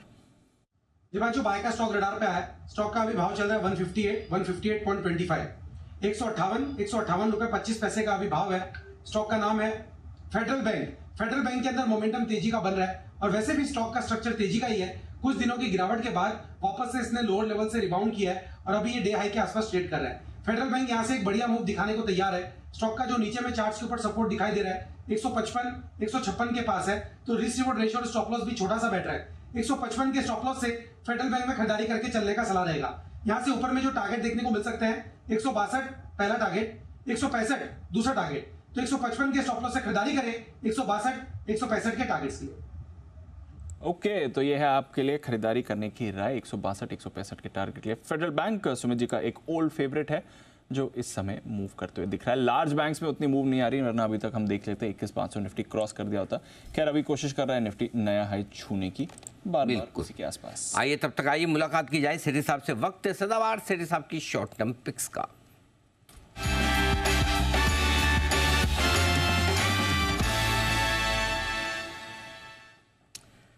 सेठी साहब स्वागत है आपका। ब्लैक गोल्ड आपका थोड़ा सा नजदीक रह गया, आप गोल्ड तक पहुंचे, नेक्स्ट अटेम्प्ट में आपको डायमंड तक पहुंचना है। Good afternoon Anil ji, good afternoon Deepanshu. बिल्कुल सुन रहा था मैं जी, तो ब्लैक डायमंड बिल्कुल ज्यादा अप्रोप्रिएट लगता है जी। नहीं देखो आपने जो किया वो भी एकदम अप्रोप्रिएट है। 2 चीज बहुत इंपॉर्टेंट है। पहली चीज तो आप सुन रहे हैं, और दूसरी चीज सुनकर आप पार्टिसिपेट कर रहे हैं, तो आप बाकी सुस्त लोगों के मुकाबले में आप काफी इंटेलिजेंट और चुस्त हैं, ये मान के चलिए। बिल्कुल आप भी देखने में तो बहुत सारे हमारे एक्सपर्ट और भी तो देख रहे हैं, ऐसा थोड़ी कि आशु जी, सिद्धार्थ जी और कौन जो अभी नहीं देख रहे होंगे, देख तो रही है, लेकिन है तो जय, लेकिन है तो सुस्त नहीं है। नहीं, विश्वेश जी चुस्त है। विश्वेश जी ने पार्टिसिपेट किया है, विश्वेश जी चुस्त है। जी जी जी कुणाल जी। जी अच्छी बात ये भी तो है कि अनिल जी इनके विचार प्रबुद्ध लोगों से मिल रहे हैं अनिल जी। वो अनिल जी ये भी तो अच्छी बात है, तो इसलिए अनिल जी सबसे अच्छा काम सेठी साहब भी कर रहे हैं। Okay, great minds think alike. Okay, तो चलिए बढ़िया है। सेठी साहब स्वागत आपका। बताएं सर आज की पहली पिक। बिल्कुल अनिल जी, आज का जो मेरा पहला स्टॉक है, स्टॉक आपका भी पसंदीदा स्टॉक रहा है। सियाराम सिल्क मिल्स में खरीदारी करने की सलाह। 542 रुपए के लेवल्स पे अभी ये स्टॉक ट्रेड कर रहा है। एक बहुत ही दमदार क्वालिटी की फंडामेंटली मजबूत कंपनी है जो कि फैब्रिक्स और रेडीमेड गारमेंट्स के सेगमेंट में ऑपरेट करती है। ये पोद्दार ग्रुप की कंपनी है, बालकृष्ण टायर्स, बालकृष्ण इंडस्ट्रीज वाले। अच्छी मार्केटिंग स्ट्रेटजी है, ब्रांड एम्बेसडर है रणवीर सिंह, और काफी पॉपुलर ब्रांड्स हैं इनके, जैसे सियाराम तो है ही है, ऑक्समबर्ग, जे हेम्स्टेड, फिर कई इंटरनेशनल पॉपुलर ब्रांड्स जैसे नेक्स्ट है, Marks and Spencer, CK, Target, इन सब को कैटर करती है। और इनका एक होम फर्निशिंग्स का भी अच्छा खासा कारोबार है। कैसा मोडा नाम का इनका वो डिवीजन है जहां पे इनके 1000 से ज्यादा रिटेल स्टोर्स है पैन इंडिया। और बाकी अनिल जी, ये जो कंपनी है इनका काफी कुछ रूरल इंडिया पे फोकस्ड है, तो रूरल इंडिया अच्छा कर रहा है। और वेडिंग सीजन का एक बहुत ही इंपॉर्टेंट प्ले है। जिस तरह से वेडिंग सीजन भारत में अभी चल रहा है, मुझे लगता है ये स्टॉक भी बहुत अच्छा करना चाहिए। बाकी फंडामेंटल्स बहुत ही मजबूत है। Return on equity 23%, return on capital employed 28%, फिर एक लो डेट कंपनी है, 0.13 का डेट इक्विटी रेशियो। और बाकी जो चाइना +1 की वजह से टेक्सटाइल कंपनीज को फायदा हो रहा है, सरकार का पीएलआई इंसेंटिव है, और वैल्यूएशन के लिहाज से भी 11-12 के मल्टीपल पे स्टॉक सस्ता लगता है, और कई सारे रिनाउंड इन्वेस्टर्स भी इसमें इन्वेस्टेड है। तो मुझे लगता है इस स्टॉक में खरीदारी करनी चाहिए for a target of short term target of 575, stop loss of 535। के बधाइयाँ बधाइयाँ बधाइयाँ। 535 के स्टॉप लॉस के साथ खरीदारी करने की राय सियाराम सिल्क में। लेकिन सेठी साहब, उसके लिए मत समझिए बधाई, वो तो स्टॉक आप हर रोज दो देते हैं। बधाई इसलिए कि आपके शो के दौरान ही नया, आपके भाषण के दौरान ही निफ्टी ने नया हाई बना दिया है। 3 पॉइंट से 4 पॉइंट से अब नया हाई बन चुका है 21,496.95, यानी 21,497 होती है। अब एक और नया रिकॉर्ड बनेगा। इस बीच 48,000 पर बैंक निफ्टी आता दिख रहा है, तो रिकॉर्ड बनने का सिलसिला फिर से शुरू होता हुआ दिख रहा है। बाजार लाइफ हाई पर 21,500 के दर्शन आज ही कराने को है तैयार। आइए शेट्टी साहब से जान लेते हैं उनकी पसंद की दूसरी पिक। पहली उन्होंने की है सियाराम सिल्क में, बताएं सर दूसरा। बिल्कुल अनिल जी, जहाँ तक नए हाइज की बात है अनिल जी, ये तो अब आम होने वाला है, रोज ही नए हाइज लगने वाले हैं अनिल जी। बाजार में तेजी का माहौल है और ये नए हाइज तो रोज लगेंगे अनिल जी। अच्छा, ये 23, 24, 25 तीनों दिन भी लगेंगे? वो 3 दिन तो छुट्टी है ना सेठी साहब? हाँ, 3 दिन छुट्टी है, 23, 24 और 25 क्रिसमस। उस दिन नहीं लगेंगे, बाकी तो नए हाइज लगते रहेंगे अनिल जी। कोई दिक्कत नहीं, आप तो बाकी लगवाइए है रोज, बहुत बढ़िया। और सेठ साहब तो फुल फ्लेज तेजी के मूड में थे, इसमें कोई सवाल ही नहीं। मतलब most optimistic analyst I have ever seen. बिल्कुल, एवर सीन, बिल्कुल माना। कभी मंदी में आई नहीं आज तक, कभी मंदी में। एक आध बार कभी कुछ किसी की संगत का असर हो गया तो थोड़ी देर के लिए, कुछ मिनटों के लिए डगमगाए थे, बाकी उसके अलावा कभी भी, है ना। एक ही बार हुआ ना लाइफ में सेठी साहब? नहीं, वो भी शॉर्ट कॉल नहीं था, वो जबरदस्ती मुंह में घुसा दिया गया ना बगल में बैठ के कि HDFC बैंक शॉर्ट कॉल ये लेवल से आ सकते हैं, वो घुसा दिया, उसी को तोड़ मरोड़ के पेश कर दिया। बताइए सर दूसरा स्टॉक आज का। हाँ अनिल जी, आज का जो दूसरा स्टॉक है, स्टॉक का नाम है IKO लाइटिंग, जिसमें खरीदारी करनी है। 353 के लेवल्स पे अभी ट्रेड कर रहा है। ये कंपनी भी एक नया IPO था, नई लिस्टिंग थी। IPO को बहुत जबरदस्त रेस्पॉन्स मिला, 67-68 गुना स्टॉक से IPO सब्सक्राइब हुआ था। ये कंपनी LED लाइटिंग, फिर रेफ्रिजरेशन लाइट्स और ABS पाइपिंग करती है, ABS पाइपिंग बनाती है, जो कि PVC पाइपिंग की ऑल्टरनेट है। बहुत ही जबरदस्त एक्सपीरियंस्ड और स्ट्रॉन्ग प्रोमोटर्स है, एक हाई मार्जिन बिजनेस, बहुत ही दमदार फंडामेंटल्स है। और इनके एक मेजर कस्टमर है फिलिप्स लाइटिंग, उनकी एक कंपनी है सिग्निफाई, जो कि इनका मेजर कस्टमर है। इनके 4 वेल इंटीग्रेटेड प्लांट्स है और एक नया प्लांट अभी शुरू होने जा रहा है जो इस क्वार्टर में शुरू होगा, तो उसके शुरू होने के बाद ग्रोथ और बढ़ जाएगी कंपनी की। फिर कंपनी सोलर पैनल और सिस्टम्स इस सेगमेंट में भी फोरे कर रही है। और अभी थोड़ी देर पहले भी चर्चा हो रही थी, ये जो EMS वाला सेक्टर है, मतलब इलेक्ट्रॉनिक्स मैन्युफैक्चरिंग वाला सेक्टर, दमदार तेजी देखी जा रही है। यहाँ पे सरकार का भी पूरा फोकस है मैन्युफैक्चरिंग के ऊपर, मेक इन इंडिया के ऊपर, और PLI इंसेंटिव स्कीम भी दी हुई है। और बाकी बहुत ही जबरदस्त रिजल्ट्स थे, स्टेलर रिजल्ट्स थे। सितंबर तिमाही में 18 करोड़ का पैट रिपोर्ट किया, जो जून तिमाही में सिर्फ 5 करोड़ का पैट था। बाकी रिटर्न रेशियोज बहुत अच्छे हैं, return on equity is 35%, operating profit margin are close to 21%, FIs भी अच्छी खासी 12-13% हिस्सेदारी रखते हैं, जिसमें अच्छे नाम है, गोल्डमैन सैक्स है, क्वांट म्यूचुअल फंड, HDFC वगैरह है।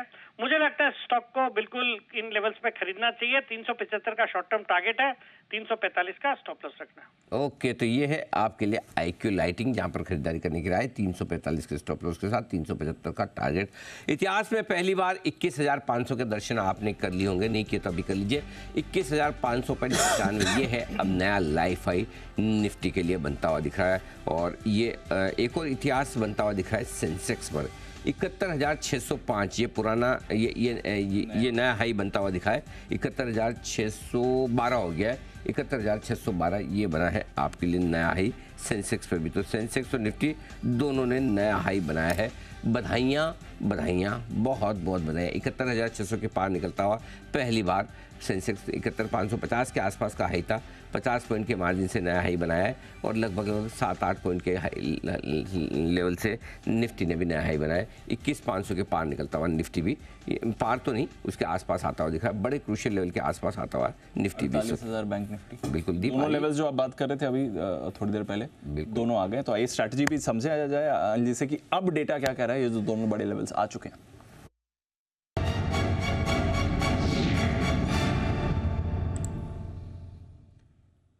जी डाउ एकदम फ्लैट है, नैस्डैक एकदम फ्लैट है, कोई वहाँ पर बड़ा एक्शन नहीं हो रहा है। कल डाउ ने भी नया रिकॉर्ड बनाया था, नैस्डैक 100 ने नया रिकॉर्ड बनाया था, नैस्डैक कॉम्पोजिट अभी भी बाकी है नए रिकॉर्ड से, और S&P 500 1.25% दूर है अपने रिकॉर्ड से। तो वहाँ पर भी अच्छा एक्शन वैसे बना हुआ है।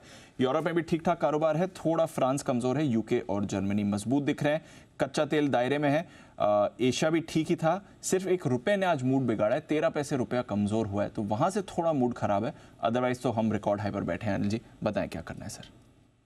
व्यू तो देखिए दीप मजबूती का ही है और लाइफ हाई पर फिर से आ चुके हैं, एक ब्रेकआउट की तैयारी भी होती दिख रही है। इस वक्त जब आप मुझे सवाल पूछे सबसे क्रूशियल लेवल पर इस वक्त बाजार है और क्यों, 21,500 के कॉल्स पर 1 करोड़ 5 लाख शेयर है, हाईएस्ट ओपन इंटरेस्ट वहीं पर आप टिके हैं। 21,400 के पुट पर 1 करोड़ 20 लाख शेयर। तो एक चीज़ तो क्लियर है कि अभी आराम से आप कह सकते हैं 21,400 के नीचे तो बंद नहीं होंगे, और आप कहेंगे उसमें कोई बड़ी बात वैसे है भी नहीं, अब तो हमें भी पता है। लेकिन अब 3 बजे के पहले अगर आप 21,525 के पार निकलकर टिक जाते हैं तो 21,500 वाला जो कॉल राइटर है वो शॉर्ट काटने की कोशिश करेगा, तब आप 21,550 21,600 की रेंज तक जा सकते हैं।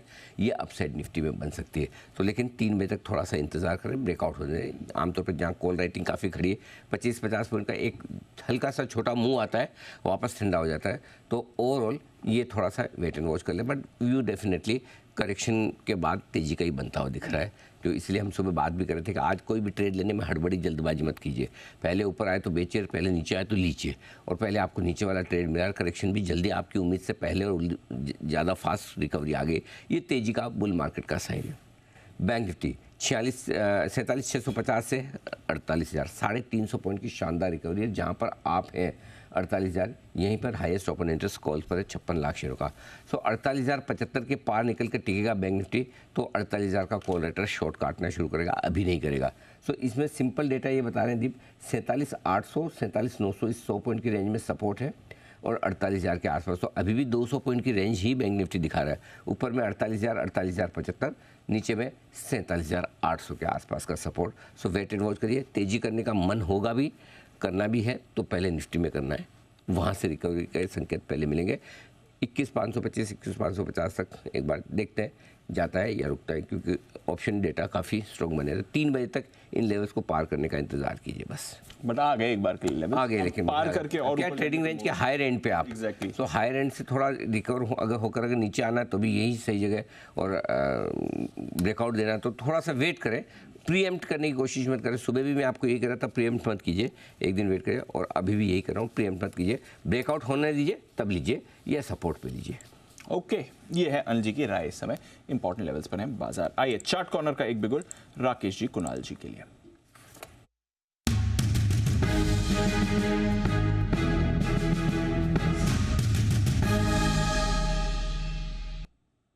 बताएं सर। दीपांशु, चार्ट कॉर्नर से पहले मेरा अनिल जी से एक प्रश्न। अनिल जी, आपने नामकरण तो बहुत अच्छा करा अनिल जी, कोल इंडिया का, बट जैसे वो हमारे एक मित्रगण आते हैं ना अनिल जी, जो सोना के नाम पर, सोना BLW वाइफ को पकड़ा जाते हैं, तो किसी ने डायमंड के नाम पर अगर कोयला पकड़ा दिया तो अनिल जी वो फिर नजर नहीं आएगा। तो आजकल तो वैसे भी वो डायमंड के नाम पे लैब ग्रोन वाले चल रहे हैं, डायमंड 5-10% में आ जाते हैं सस्ते वाले, तो वही तो चल रहे हैं। उसमें तो इसमें क्या ज़्यादा फर्क थोड़ी होगा मेरे ख्याल से। ठीक है, क्वांटिटी उसमें छोटी होती है, इसमें ज़्यादा होती है। आजकल तो मेरे ख्याल से उसका प्रचलन बहुत बढ़ गया है। अभी मैं एक संडे को एक प्रोग्राम में था, ठीक है ना, और वहाँ पे जब प्रोग्राम के बाद वो एक ऑडिटोरियम से सब बाहर निकले तो वहाँ पे ना एक महानुभाव थे, वो सबको गिफ्ट पकड़ा रहे थे एक थैली में, ऐसे अच्छी सी बढ़िया सी बैग थी जूट की। मैंने पूछा क्या, तो बोले हमने एक नया बिजनेस शुरू किया है, वो आए मिलने के, तो उसका हम एक सैंपल दे रहे हैं। सोचो क्या नया बिजनेस होगा, लैब ग्रोन डायमंड, और इतना बढ़िया अच्छा था। मैं बोला यार इतना सस्ता आता है सोच लो, मतलब हर आदमी को, अगर कोई आदमी लैब ग्रोन डायमंड गिफ्ट बांट रहा है तो उसकी वैल्यू क्या हो सकती है। सही बात। जस्ट थिंक और anyone has any insight, information, some knowledge, understanding about lab grown diamond, बताइए मुझे कुणाल जी। बिल्कुल अनिल जी, आपने बिल्कुल सही फरमाया। अनिल जी, अभी हाल में मुझे पता लगा है कि लैब ग्रोन डायमंड की टाइप इन और कफलिंक और इस तरह की चीजें आ रही है जो बहुत मतलब ख्याल से कम दामों पर उपलब्ध है। तो अनिल जी धीरे धीरे करके लोग वो सब पहनेंगे और अनिल जी ये बता पाना मुश्किल हो जाएगा कि किसने रियल पहना है, किसने लैब ग्रोन पहना है। तो डायमंड की अनिल जी जो पूरा व्यापार है, इस पर अनिल जी ये खतरा मंडरा रहा है। जो रियल ओरिजिनल नेचुरल डायमंड्स हैं उनको पहचानना मुश्किल हो जाएगा। नहीं, आप पहनोगे तो ओरिजिनल माना जाएगा, मैं पहनूंगा तो नकली माना जाएगा। सिंपल सी, किसने पहना उसके हिसाब से पता लगाया जाएगा कि ओरिजिनल है कि नहीं। क्यों बंसल जी? अनिल जी नकली नहीं है तो, हाँ मतलब नकली नहीं, सॉरी नकली is wrong word, lab grown. हाँ जी बंसल जी।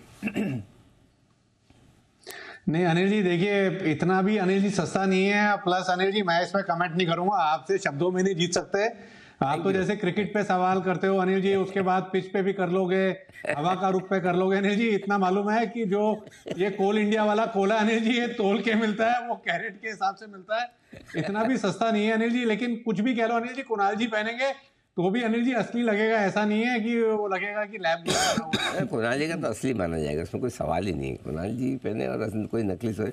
कितने एमएनसी स्टॉक है पोर्टफोलियो में? अभी तक तो डीमार्ट तक नहीं बेचा इन्होंने। हाँ, जब तक डीमार्ट ना बेचे कुणाल जी तब तक हम इन्हें पैसा वाले ही मानेंगे। जी जी। चलिए आइए चार्ट कॉर्नर का एक कॉल लेना है, बताएं सर। दीपांशु, अगर मार्केट वाइज पोजीशन लिमिट देखें तो ऐसा लग रहा है कि इंडिया सीमेंट और हिंदुस्तान कॉपर दोनों बैन से बाहर आएंगे। हिंदुस्तान कॉपर तो कल हमने रिकमेंड किया था, अभी खरीदारी की राय है ऑन इंडिया सीमेंट, जो कि अपने इंपॉर्टेंट सपोर्ट्स के आसपास चल रहा है और एक अच्छी रैली दिखाने का अच्छा पोटेंशियल है। ओवर टू कुणाल जी। देखिए दीपांशु, इस स्टॉक में जो रैली में ब्रेक लगा वो बैन में जाने की वजह से है और अब हमें लगता है कि इसमें वापस आपको मोमेंटम देखने को मिलेगा। तो कैश मार्केट में बाय करें और मुझे लगता है कि इस स्टॉक में और ऊपर के लेवल्स आपको जल्द आते हुए दिखेंगे। लंबी दौड़ है इंडिया सीमेंट में, मौजूदा भाव पर बाय करें। एक 4 रुपए नीचे एक स्टॉप लॉस रख लें, यानी कि 258 रुपए 50 पैसे के आसपास स्टॉप लॉस रखकर इंडिया सीमेंट खरीदारी की राय है। पहला टारगेट होगा 270 का, 270 रुपए का पहला टारगेट और 275 रुपए का दूसरा टारगेट है, जिसके लिए इंडिया सीमेंट में खरीदारी कराए। इंडिया सीमेंट्स इस पर करनी है खरीदारी, बैन लिस्ट में है, इसलिए आप डिलीवरी के जरिए आप ट्रेड करिए, कैश में ट्रेड करिए, ये आपके लिए राय आ रही है। बट पॉजिटिव रुझान इस पर बन रहा है। आइए सुदीप शाह साहब भी हमारे साथ जुड़ रहे हैं एसबीआई सिक्योरिटी से। Sudeep sir good afternoon. बाजार में तो बढ़िया एक्शन बना हुआ है, स्टॉक्स में भी भरपूर तेजी आपको आती हुई दिख रही है। अच्छा एक्शन कुछ और काउंटर्स में सुबह से बनते हुए दिख रहा है। एफएमसीजी में थोड़ा मूव है, सुबह हम देख रहे थे टाटा कंज्यूमर मूव कर रहा है, अभी गोदरेज कंज्यूमर में भी एक्शन आ रहा है, सुबह से थोड़ा सहारा दे रहा है एफएमसीजी भी बाजार को। गोदरेज कंज्यूमर के चार्ट जरा देखें सर और बताएं क्या करना है इसमें। Good afternoon Deepanshu, good afternoon Anil ji. Godrej consumer का यदि हम चार्ट देखें तो एक राउंडिंग पैटर्न बन रहा है यहाँ पे, और जो पिछले कुछ दिनों का जो कंसोलिडेशन है 1050 के आसपास स्टॉक हर बार सेलिंग प्रेशर हम देख रहे थे ये स्टॉक में, और 1020 के आसपास से बाइंग सपोर्ट। तो आज जो हिसाब से ये बेस बना रहा है, मुझे लग रहा है कि ये बहुत जल्द ब्रेकआउट कर जाएगा। तो ओवरऑल इस पे व्यू पॉजिटिव रखना, क्योंकि एफएमसीजी में आज पहला दिन है जहाँ पे हमको एक ये सारे स्टॉक्स में मोमेंटम देखने मिल रहा है। मुझे लग रहा है अगले 2-3 दिन तक एफएमसीजी में मोमेंटम तेजी का बना रहेगा, क्योंकि इंडेक्स को अगर सपोर्ट करना है, मैनेज भी करना है, तो एफएमसीजी को ये लेवल से एटलीस्ट 3-4% चलना होगा। तो वहां पे गोदरेज सीपी के लिए ये एक बहुत बढ़िया बात हो जाएगी यहाँ पे। तो ओवरऑल मुझे लग रहा है 1025 के सपोर्ट से गोदरेज सीपी में बाई किया जा सकता है। टारगेट होंगे 1078, 1087। ओके, तो गोदरेज कंज्यूमर रेजिस्टेंस के ऊपर आने की कोशिश कर रहा है और यहाँ से आपके लिए अच्छा एक्शन भी बनेगा।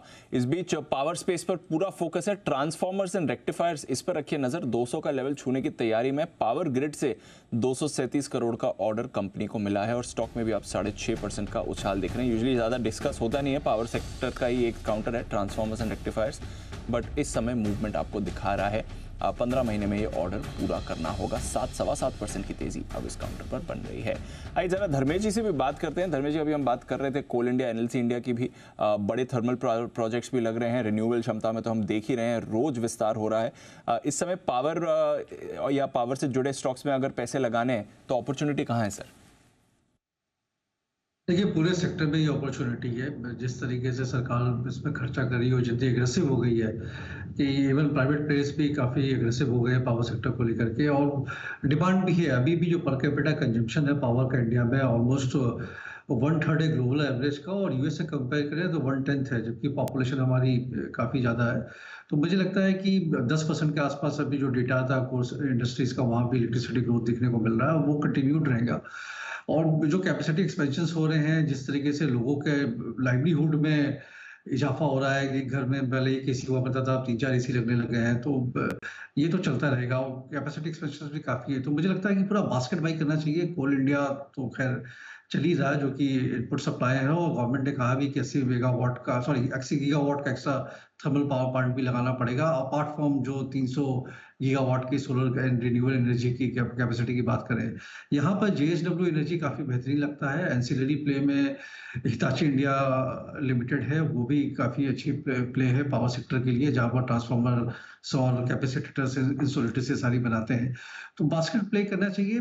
JSW energy, Tata power, NTPC, power grid, coal India सारे लेके चले। अराउंड 15-20% रिटर्न तो एक साल के अंदर बनना चाहिए यहाँ पे। ये है आपके लिए जबरदस्त एक्शन होता हुआ दिख रहा है। एक और स्टॉक है दीप जिस पर एक्शन जबरदस्त होता दिख रहा है, वो है प्रीकोल।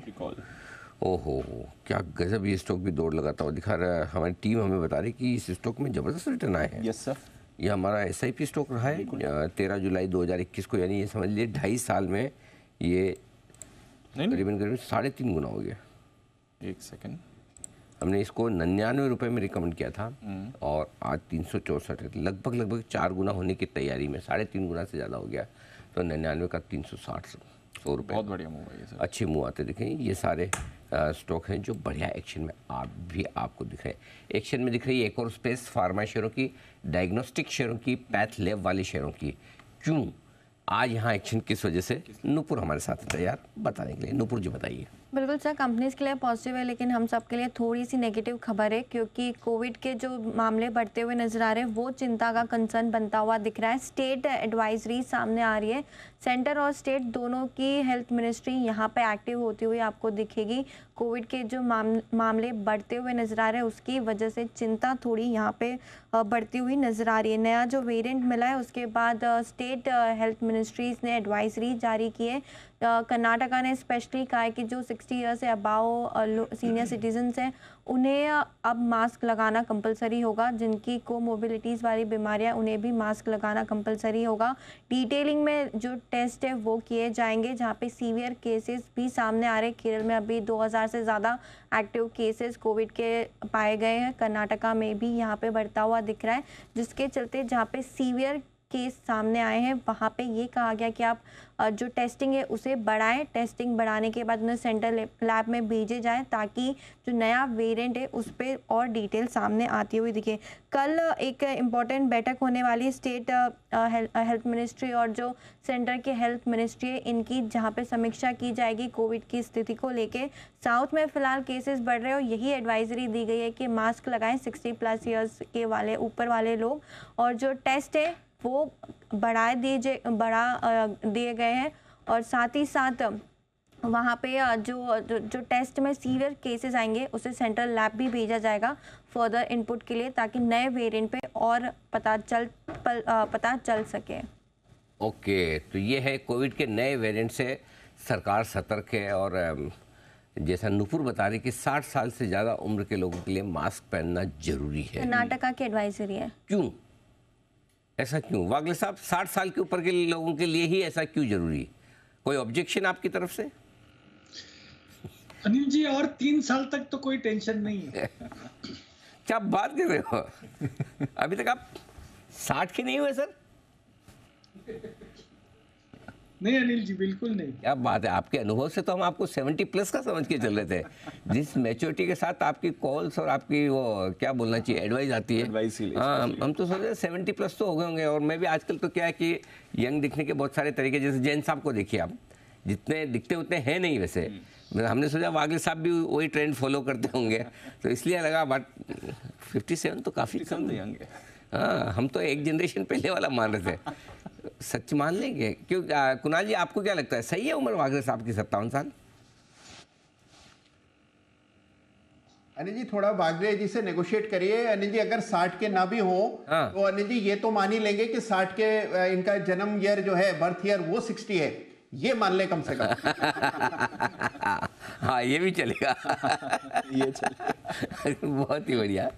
चलिए, तो ये है आपके लिए कोरोना को लेकर कर्नाटक सरकार की तरफ से हिदायतें आती हुई दिखेगी। मेरी थोड़ी सावधानी रखिए। जरा ये हमारे धर्मेश जी से पूछा जाए कि धर्मेश जी, क्या कुछ वाकई में एक ये क्या कहना चाहिए, जो चलते फिरते वाला एक ट्रेड बनता है क्या ये हो लैब स्टॉक्स में या फिर हॉस्पिटल स्टॉक्स में? चलते फिरते वाला ही ट्रेंड बनता है अनिल जी। मुझे नहीं लगता है कि यहाँ पर कोई गुंजाइश है वैल्यूएशन के पर्सपेक्टिव से खरीदने के लिए। सब 60-70 के पी मल्टीपल पर ट्रेड कर रहे हैं और धंधा तो 10-12% से ही ग्रो कर रहा है, वहाँ कुछ इजाफा तो दिख नहीं रहा है। इनफैक्ट पिछले 2 क्वार्टर पहले की अगर मैनेजमेंट कमेंट्री थी तो इनपुट प्राइसेस के बढ़ते हुए जा रहे थे, सो मार्जिन पे भी इम्पैक्ट था। So more of a news based flow है। एक टेक्निकल ट्रेड ले सकते हैं, मोमेंटम प्ले, उससे ज़्यादा तो मुझे दिखता नहीं है। और मोमेंटम प्ले में भी मुझे लगता है तकलीफ ही होने वाली है, तो सेलर्स बहुत है मार्केट में इस पे। बिल्कुल। तो ये है सारा का सारा एक्शन आपके लिए फार्मा शेयरों पे। आइए, तैयार है हिमांशु जी, एक बिगुल उनके लिए। हिटमैन हिमांशु।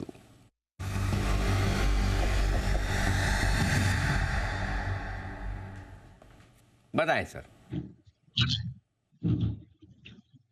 हाँ जी, बैंकिंग स्पेस में पीएसयू बैंक्स में आज एक स्ट्रेंथ देखने को मिली और लोअर लेवल से इनफैक्ट जो रिकवरी आई वो लेड बाय पीएसयू बैंक्स थी। एसबीआई, कैन बैंक, पीएनबी, सब में खरीदारी देखने को मिली। मुझे लगता है जी बैंक ऑफ बड़ौदा काफी अच्छी तरह से प्लेस है और अपने ऑल टाइम हाइस के जस्ट स्ट्राइकिंग डिस्टेंस पर है। मुझे लगता है यहाँ पर एक बीटीएसटी ट्रेड इनिशिएट किया जा सकता है। 228 रुपए 40 पैसे, 228 रुपए 50 पैसे के करंट लेवल्स हैं। इन लेवल्स पे खरीदारी करें। 226 रुपए का एक स्टॉप लॉस लगाएं।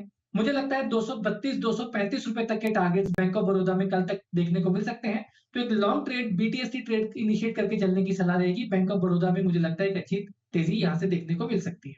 ओके, ये है राय आपके लिए। लेवल सारे हिमांशु जी फ्यूचर्स के ही है ना? जी Anil ji. Okay, bank of Baroda futures के लेवल है 226 का स्टॉप लॉस, 232 235 के टारगेट के लिए करनी है खरीदारी। आइए, बीटीएस डबल टी का एक बिगुल तैयार है सुदीप जी के लिए।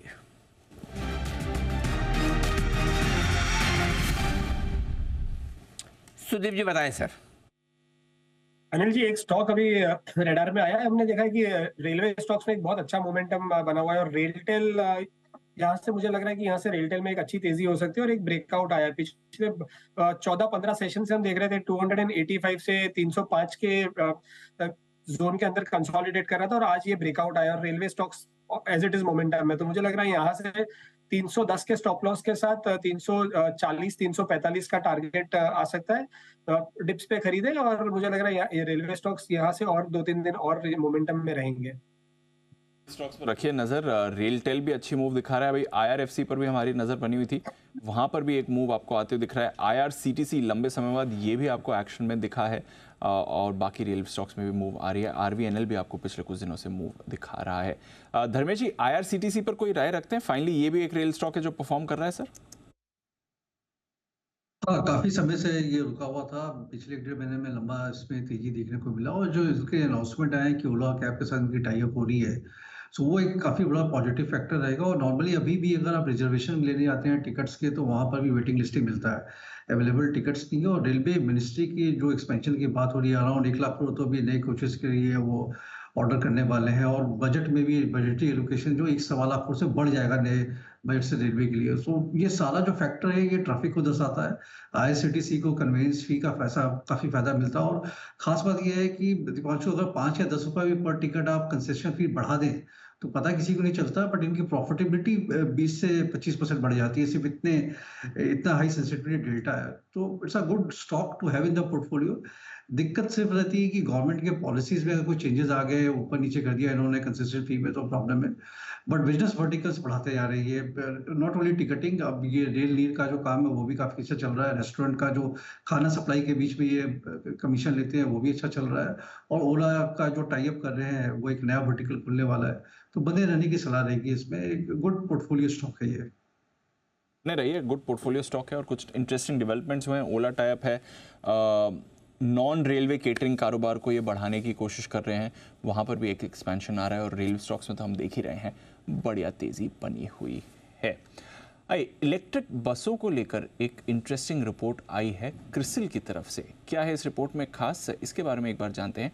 आशीष है हमारे साथ तैयार। आशीष, ये भी काफ़ी एक बड़ी स्पेस हो रही है जहाँ पर रिसेंटली अच्छा ट्रैक्शन मिला है, क्या कहना है क्रिसिल का? दीपांशु, रिपोर्ट तो ये बता रही है कि ट्रैक्शन की महज अब शुरुआत देखने को मिल रही है। जो क्रिसिल की तरफ से आपने जो बताई है रिपोर्ट आई है, इसमें कहा जा रहा है कि अगले वित्त वर्ष तक यहाँ पर अगर टोटल भारत में देखें तो जितनी बसें चल रही हैं इसमें इलेक्ट्रिक बसों की भागीदारी सिर्फ और सिर्फ 4% है। FY25 यानी अगले वित्त वर्ष में अगर आप देखें तो ये 4% से बढ़कर 8% देखने को मिलेगी। यानी फिलहाल अगर 5,760 इलेक्ट्रिक बसें जो सड़कों पर चल रही हैं, अगले साल आपको और तकरीबन 10,000 बसें देखने को मिलेंगी। तो इसका एक बेनिफिट देखने को मिलेगा कंपनीज पे। और इसके पीछे तर्क भी दे रहे हैं कि प्राइवेट जो प्लेयर्स हैं ये भी प्रेफर कर रहे हैं कि इलेक्ट्रिक बसें खरीदें, और सरकार भी देखें जो स्टेट्स हैं वो भी स्विच करने के लिए देख रहे हैं, क्योंकि यहाँ पर अगर आप देखें तो जो ओनरशिप कॉस्ट है ये काफ़ी रिड्यूस हो जाता है। नो डाउट कि अगर आप स्टार्टिंग में एक नॉर्मल आइस इंजन खरीदेंगे और उसके मुकाबले अगर आप इलेक्ट्रिक व्हीकल खरीदें तो पहले शुरुआती कॉस्ट काफ़ी ज़्यादा होती है, लेकिन 4-5 साल के बाद जो आपका ओनरशिप कॉस्ट है इसमें ड्रास्टिक रिडक्शन आता है, एफिशिएंसी आपको बेहतर मिलती है। तो लोग अब स्विच करना भी काफ़ी प्रेफर कर रहे हैं और बड़ी थीम साबित हो सकती है। और यहाँ पर जिस प्रकार से हम देख रहे हैं कि लगातार नए नए ऑर्डर्स मिल रहे हैं कंपनी को, तो कुछ कंपनीज ऐसी हैं जो आप अपने रडार पर रख सकते हैं। मिसाल के तौर पर ओलेक्ट्रा, ग्रीनटेक, JBM ऑटो और टाटा मोटर्स, ये 3 कंपनियां ऐसी हैं जिनको काफ़ी सारे ऑर्डर विंस भी मिलते हैं, ये बिड भी करते हैं और इनके कॉन्ट्रैक्ट्स भी मिलते हैं। तो ये 3 स्टॉक ऐसे हैं जो अगले साल तक फोकस में रख सकते हैं। ओके, तो ये है आपके लिए ओलेक्ट्रा, JBM और टाटा मोटर्स, तीनों ईवी पे काफ़ी एक्टिव भी हैं। यहाँ पर रखिए नज़र, अच्छा एक्शन इसमें भी आ रहा है।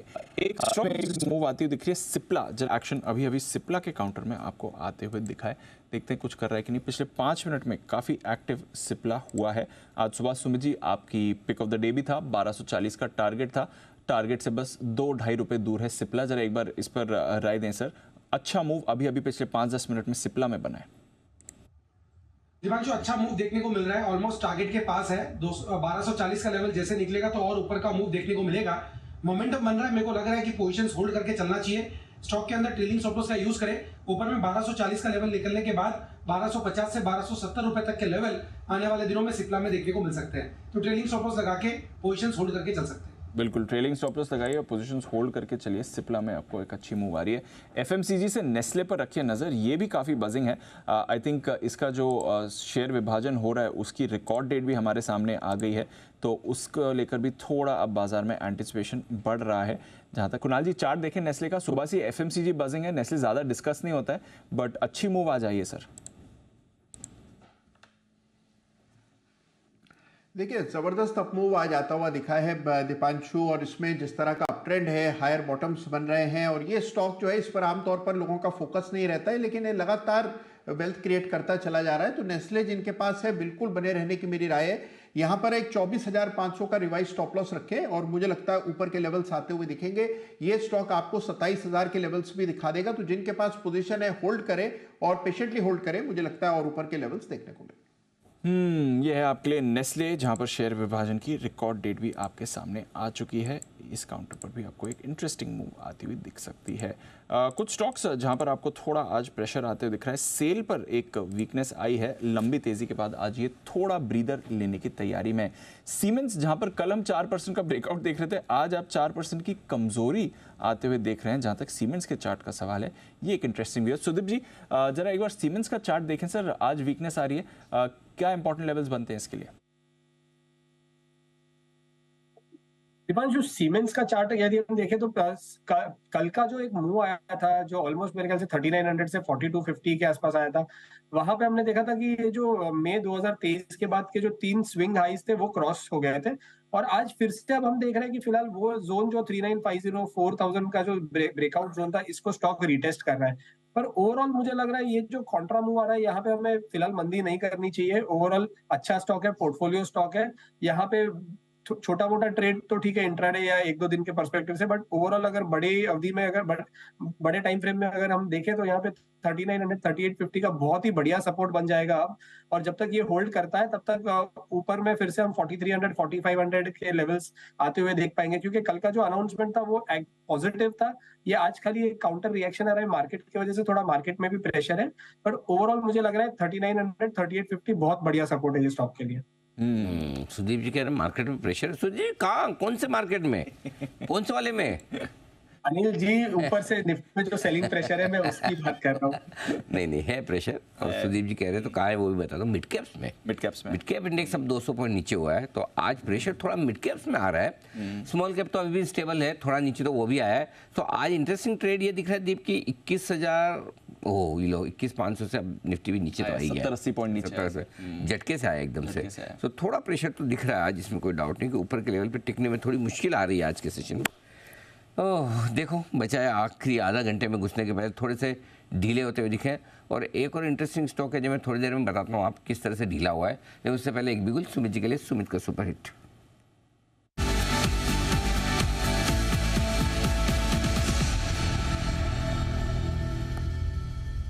सुमित जी बताएं सर। हाँ जी, एक सेल कॉल अभी मेरे रडार पे आया है। स्टॉक का अभी भाव चल रहा है 77 रुपया 20 पैसा। 77.20 का अभी भाव है। स्टॉक का नाम है GMR इंफ्रा। GMR इंफ्रा के अंदर सेलिंग प्रेशर देखने को मिल सकता है। स्टॉक के अंदर ऊपरी लेवल से दबाव देखने को मिला है। मेरे को लग रहा है कि यहां से थोड़ा प्रॉफिट बुकिंग GMR इंफ्रा में देखने को मिल सकता है, तो यहाँ पे CMB पे बिकवाली करके चलने का सलाह रहेगा। स्टॉक का ऊपर में 79.50 80 ये रेजिस्टेंस लेवल है, तो 79.50 का स्टॉप लॉस लगा के GMR इंफ्रा में बिकवाली करके चलने का सलाह रहेगा। नीचे में जो टारगेट देखने को मिल सकते हैं ट्रेडिंग के लिहाज से, 74 रुपए का इसका पहला टारगेट होगा, 72 रुपए का इसका दूसरा टारगेट होगा। तो 1-2 दिनों के लिए GMR इंफ्रा में बिकवाली करें 79.50 के स्टॉप लॉस से 74 और 72 के टारगेट्स के लिए। 74 और 72 तक नीचे फिसल कर आ सकता है GMR। ये है आपके लिए बड़ा एक्शन। आइए इस बीच एक स्टॉक और जो मैं लाना चाह रहा था आपके सामने, वो है अपोलो टायर्स। आज अपोलो टायर्स में एक बड़ी ब्लॉक डील हुई। उस ब्लॉक डील के बाद स्टॉक ने जो दौड़ लगाई, ओहो आप सोच भी नहीं सकते हैं दीप। 484 का हाई है और 454 का लो है फ्यूचर। 30 रुपए ऊपर से निकला है, पूरे के पूरे गेंस गंवा दिए। शायद ब्लॉक डील के बाद जिन लोगों ने भर के खरीदे हैं वो अब सोचेंगे इसको खाली कहाँ करें जितना भर लिया है। तो बड़ा ज़बरदस्त एक्शन होता हुआ दिखा है अपोलो टायर्स में, ये है आपके लिए। और इसलिए हम 2:30 बजे के डेटा में बात कर ही रहे थे कि ऊपर एक बार निकलने दे, एकदम ट्रेडिंग रेंज के हायर एंड पर क्रूशियल लेवल पे टिक नहीं पाया, वहाँ से निकल के आ गया। 3 बजे के पहले जो बड़ा लेवल पार करना था, इसका मतलब ये है कि थोड़ा कंसोलिडेशन, थोड़ा करेक्शन चलेगा 1-8 दिन और, ऐसा लग रहा है। हड़बड़ी में जल्दबाजी में बाजार ऊपर भागने को तैयार नहीं, और ऊपर एक बार शॉर्ट कवरिंग होने के बाद जो बढ़िया वाली प्रॉफिट बुकिंग आई वो इंटरेस्टिंग है दीप। बिल्कुल तो थोड़ी प्रॉफिट बुकिंग चल रही है और इसलिए आपने देखा एक शार्प डिप आया निफ्टी बैंक निफ्टी दोनों पर। बैंक निफ्टी भी करीब 125 अंक फिसला, निफ्टी में आपने 80 अंकों की गिरावट देखी। अब थोड़ा स्टेबलाइज होने की कोशिश कर रहा है बाजार इस समय, तो रखिएगा नज़र, बट प्रेशर ऊपर से आपको आते हुए दिखा और शार्प फॉल आती हुई दिखी भी थी। 1-2 और काउंटर्स जो आज आपको प्रेशर में दिख रहे हैं, यूजुअली ट्रेडर फेवरेट या मार्केट फेवरेट स्टॉक्स हैं। यूनाइटेड स्पिरिट्स पर भी आज आपको थोड़ा प्रेशर बनते हुए दिखा है। बंसल जी एक बार USL यूनाइटेड स्पिरिट्स का चार्ट देखें, ये वापस इस डिप में खरीदारी का मौका है या फिर थोड़ी और वीकनेस आ सकती है सर? दीपांशु हल्की फुल्की सी करेक्शन है, इस डिप में खरीदना ही चाहिए। और दीपांशु डिप में अगर ये स्टॉक 1065, 1070, 1065, 1070 के बैंड में मिले तो खरीदारी की राय है। बाय ऑन डिप्स वाला काउंटर है। ओके, लिकर स्पेस में कुछ पसंद है धर्मेश जी? काफी सारे स्टॉक्स और ये साल काफी अच्छी परफॉर्मिंग स्पेस रही है लिकर। कोई स्टॉक जो आपके रडार पर हो? नहीं है, सारे काफी बढ़ गए हैं और ऊपरी स्तर पर मुझे लगता है कि थोड़ा बाई करने में डिफिकल्टी रही है। और इलेक्शन ईयर में हम लोग जा रहे हैं, सो इलेक्शन से पहले थोड़े नकारात्मक न्यूज़ फ्लो जरूर लिकर स्टॉक्स को लेकर रहते हैं। कहीं कोई बैन आ गया, कुछ आ गया, तो इनके धंधे को लेकर प्रॉब्लम रहता है, और पहले भी काफी इम्पैक्टफुल रहा है, चाहे वो केरल हो, तमिलनाडु हो जी। सो अवॉइड करना चाहिए अदरवाइज भी। अरे तो आपने मुस्कुराते हुए जवाब क्यों दिया जब दीप ने पूछा लिकर स्पेस में आपको क्या पसंद है?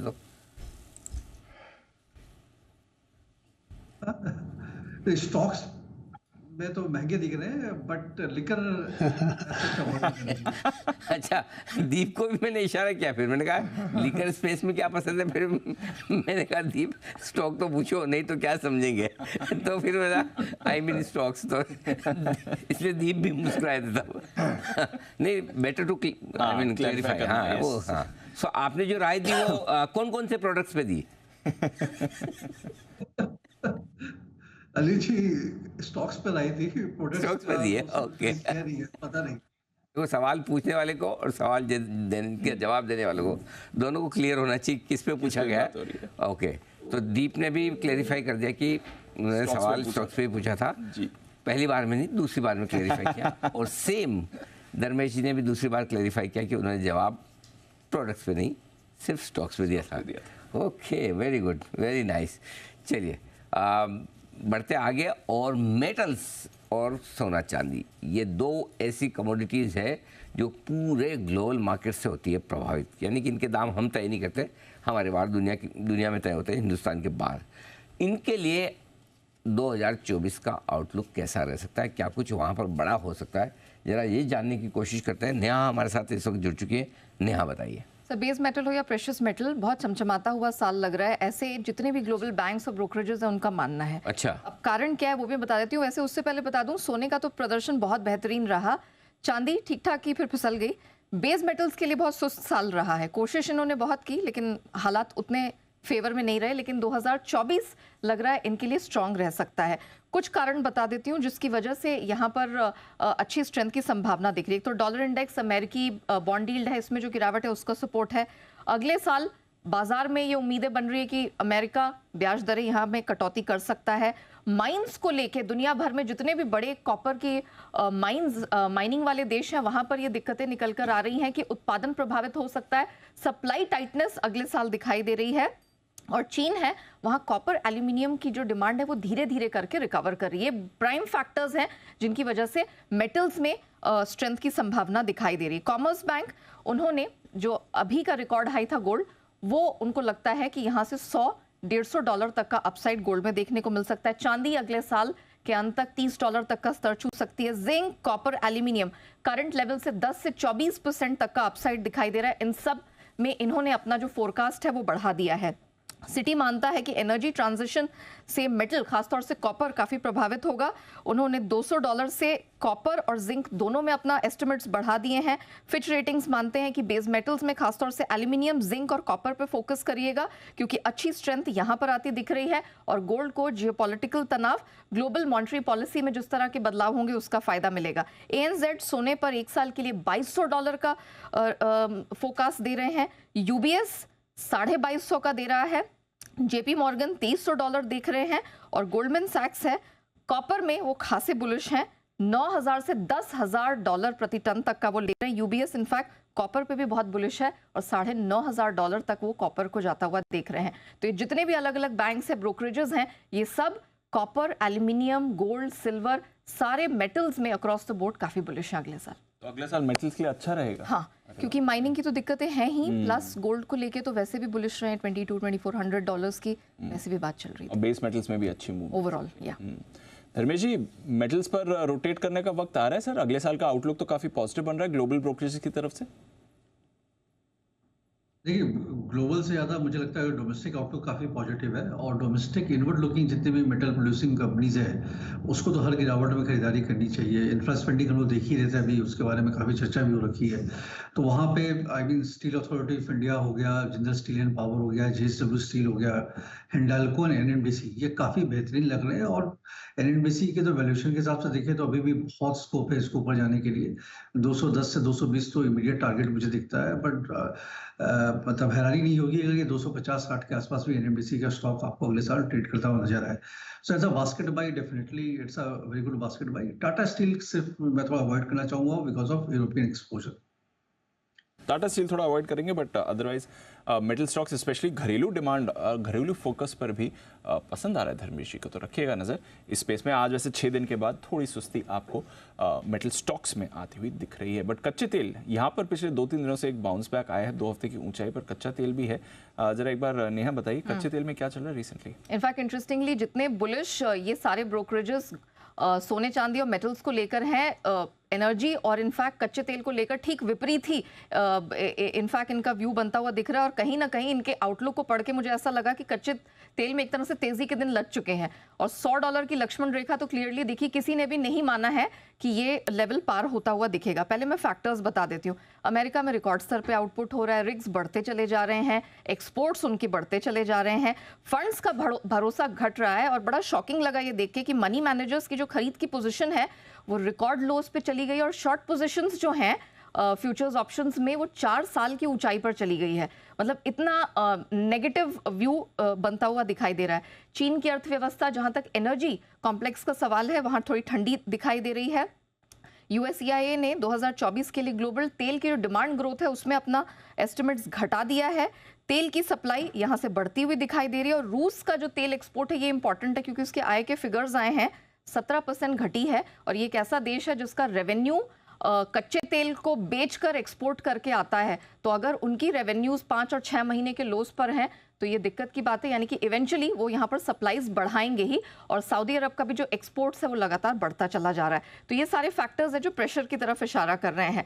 अब ग्लोबल बैंक और ब्रोकरेजेस का क्या मानना है? गोल्डमैन सैक्स, उन्होंने हाल ही में अगले साल के लिए अपना जो एस्टिमेट है, फोकास्ट है, $10 से घटा दिया है ब्रेंट क्रूड पर। अब उन्हें लगता है $70 से $90 के बीच ब्रेंट दिखाई देगा।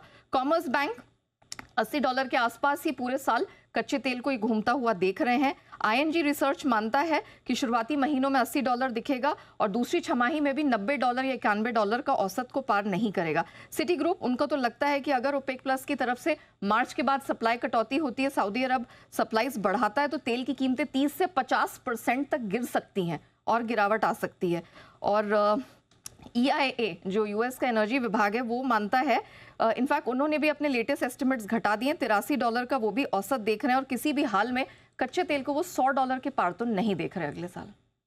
ओके, तो ये है आपके लिए ऑयल और मेटल्स दोनों पर एक्शन जो आते हुए दिख रहा है। देखते हैं मेटल्स के लिए थोड़ा रिलेटिवली बेटर साल आने वाला है आपके लिए, यहाँ पर एक्शन दिखेगा।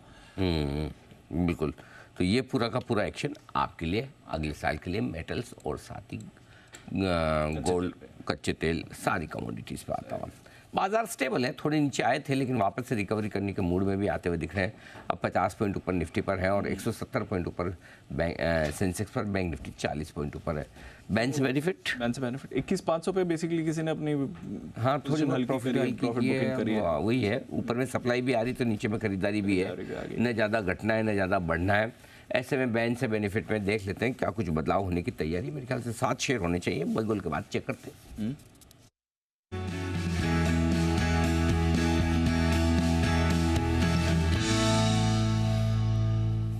कितने स्टॉक है आशीष बेन? 7 स्टॉक है सर।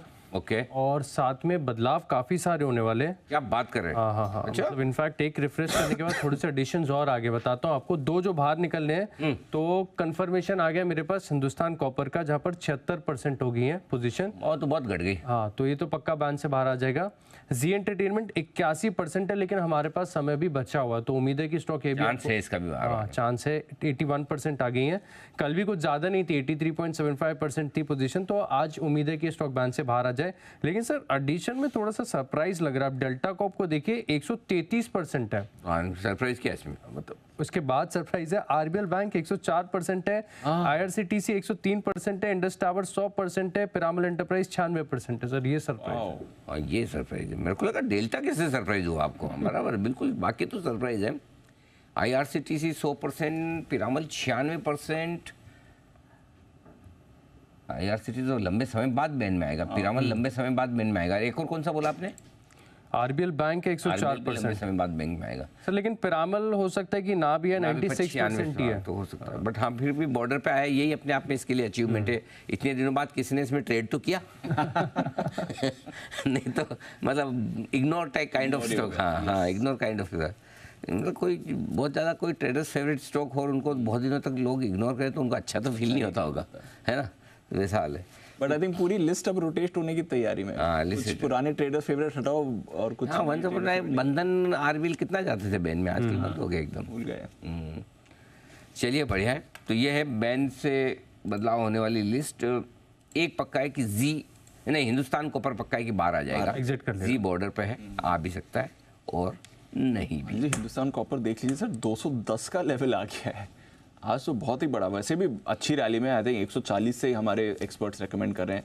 आशु जी शॉर्ट कवरिंग पे शॉर्ट कवरिंग है और फिर आज 210 आई थिंक ये मेहुल जी की तरफ से भी रिकमेंडेशन आई थी, बीच में हिमांशु जी की कॉल थी, बढ़िया मूव आ गई सबकी रिकमेंडेशन लिस्ट में लगातार है, गजब का एक्शन हुआ है। सरकारी कंपनियों में तो जो वेल्थ बन रही है वो पूछिए मत, अभी भी गजब चल रहा है, अच्छी मूव आ रही है। तो रखिए नज़र, और बैन लिस्ट भी आपके लिए थोड़ी अब बदलाव की तैयारी में आती हुई दिख रही है। एक और स्टॉक जहां पर एक राय लेनी, बाय द वे एफएमसीजी से अब मैरिको में भी आपको एक मूव आती हुई दिख रहा है, यहाँ पर रखिए नज़र। वोल्टास की बात कर रहे थे हिमांशु जी एक बार जरा हैवेल्स पर भी नज़र डालिए, यहाँ पर भी एक अच्छी मूव अभी बनती हुई दिख रही है। हैवेल्स के चार्ट में कोई ट्रेड दिखता है सर?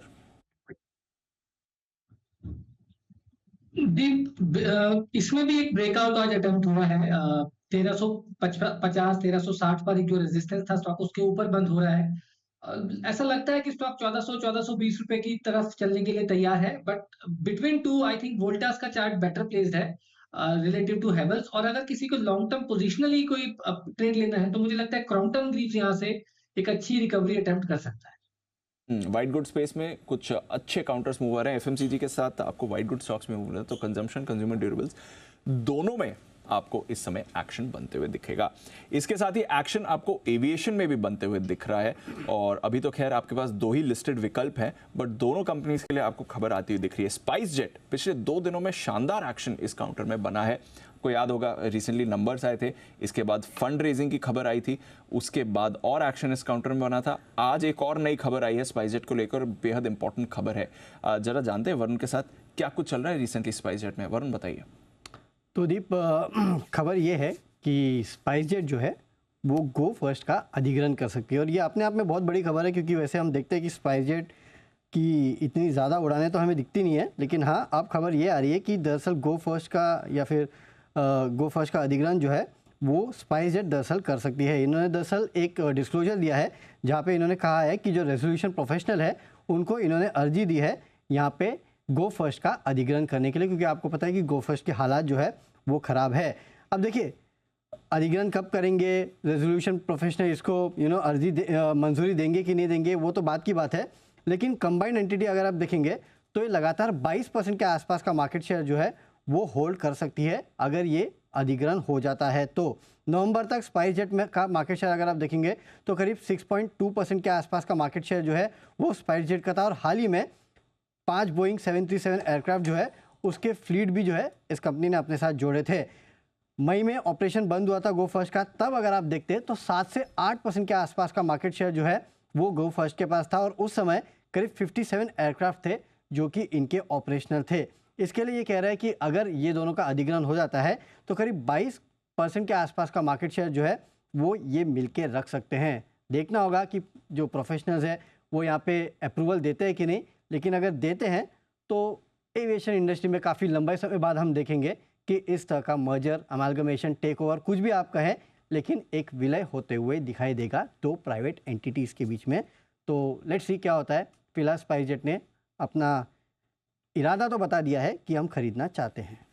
स्पाइस जेट ने इरादा दिखाया है, अभी ऑफ कोर्स लंबा प्रोसेस है, बट इंटरेस्ट दिखाया है उन्होंने इस समय। इस बीच वरुण बात करते करते स्पाइस जेट पर और खबर भी आ रही है, उस खबर आने के बाद स्पाइस जेट थोड़ा और एक्शन में भी आपको आते दिख रहा है। इन्होंने स्पाइस जेट ने हाई कोर्ट को एक अपडेट दिया है। आई थिंक जो इनके लीज्ड प्लेन्स थे उनके पेमेंट को लेकर अपडेट आया है। 2 इंजन लेसर्स को 3 जनवरी तक $4.5 लाख करोड़ का भुगतान करेगी। ये कोर्ट ऑर्डर दिया हुआ था, स्टेप बाय स्टेप बेसिस पर ये अपना भुगतान कर भी रहे थे, और उन्होंने कहा भी था कि जल्दी इसका पूरा सेटलमेंट कर देंगे। तो आई थिंक उसी सेटलमेंट को लेकर एक अपडेट स्पाइस जेट की तरफ से आपको इस समय आते हुए दिख रहा है। बट वरुण, ये तो रही स्पाइस जेट की बात, इंडिगो में भी कुछ चल रहा है, पूरे एविएशन स्पेस में इनफैक्ट एक्शन चल रहा है। ऑफ कोर्स हम ट्रैवल में स्पाइस जेट और ये गो फर्स्ट की प्रस्तावित शादी पर मैं एक बार धर्मेश जी से राय लेना चाहता हूँ। धर्मेश जी, सॉरी, हमारे कुणाल जी से। ना। हाँ, कुणाल जी, क्या फायदा होगा आपको इन दोनों से?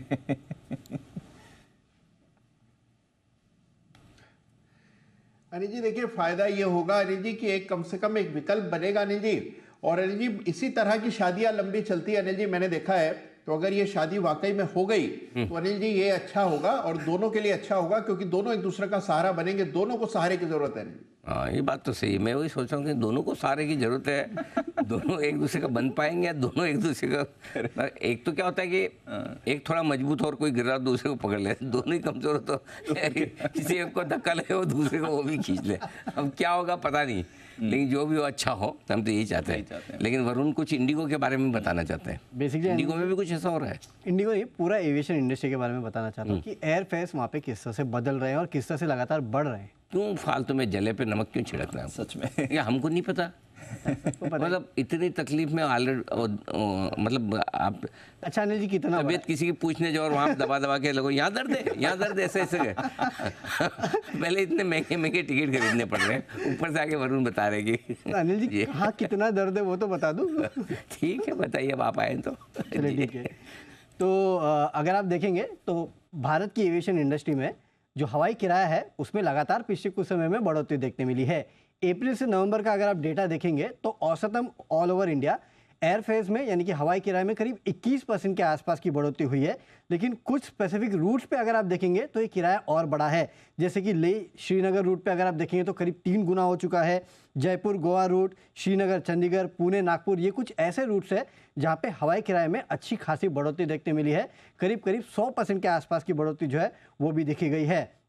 देखिए इसके दो मेन कारण जो है वो समझ में आते हैं। एक तो इंडिया में ट्रैवल जो है वो लगातार बढ़ रहा है, उसके चलते डिमांड बढ़ रही है।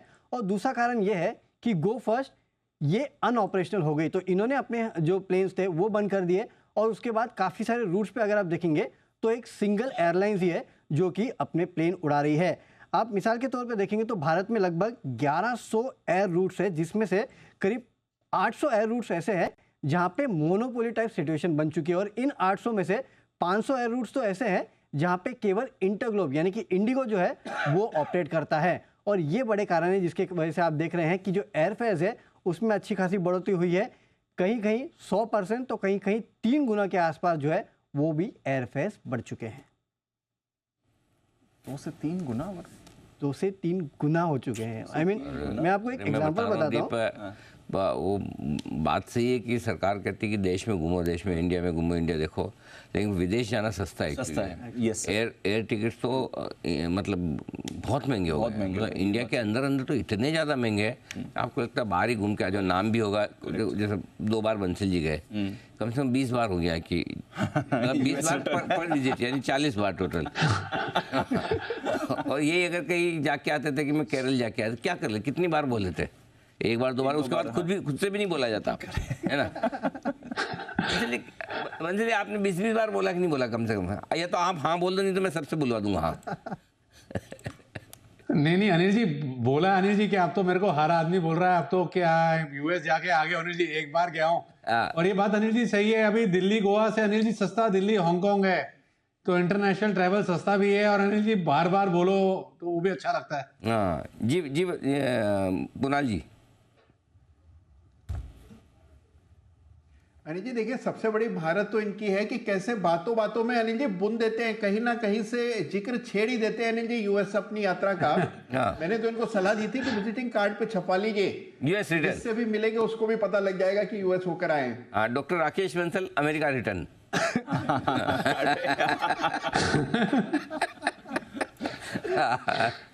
अच्छा बाय द वे, आजकल तो ऐसे से, अभी मैं एक बार राजस्थान गया था तो मैंने अखबार में एक ऐड देखा, आप बिलीव नहीं करेंगे, ऐसा ऐड था वहाँ लोकल अखबार में, मतलब लोकल मतलब स्टेट लेवल का अखबार था कि फलाना जी को जेल से छूट कर आने पर बहुत बहुत बधाई और हार्दिक शुभकामनाएं। ये भी था। हाँ मतलब मतलब अपनी वो सजा पूरी करके जेल से बाहर निकल गए, उसके भी मैंने कहा ऐसे उनके दोस्त थे जो अखबार में इश्तिहार दे रहे बधाई के, तो सोचो ऐसे दुश्मनों की अलग से जरूरत नहीं है। सच मैं कोशिश करता हूँ मंगवाने की, उसकी कटिंग भी थी, मैं मंगवा तो दिखा तो मजा आएगा आपको देख रहे। मैंने कहा ऐसा भी होता है। आइए तब तक वागले साहब के लिए एक बिल्कुल वागले का वंडर।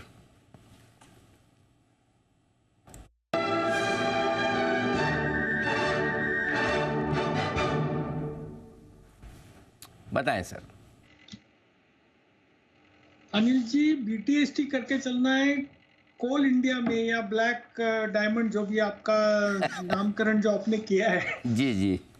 और ये हमने हमारे क्लाइंट्स को दिया है लगभग एक 50 पैसे नीचे, लेकिन इसमें सिर्फ इंट्राडे ही नहीं या सिर्फ BTST नहीं, इसमें एक राउंडिंग बॉटम डेवलप हो रहा है। तो आपको अगर एक वीक का व्यू लेना है तो मुझे 400 के टारगेट दिखाई देते हैं। अगर एक महीने का व्यू लेते हैं तो 450 तक के स्टॉक जा सकता है।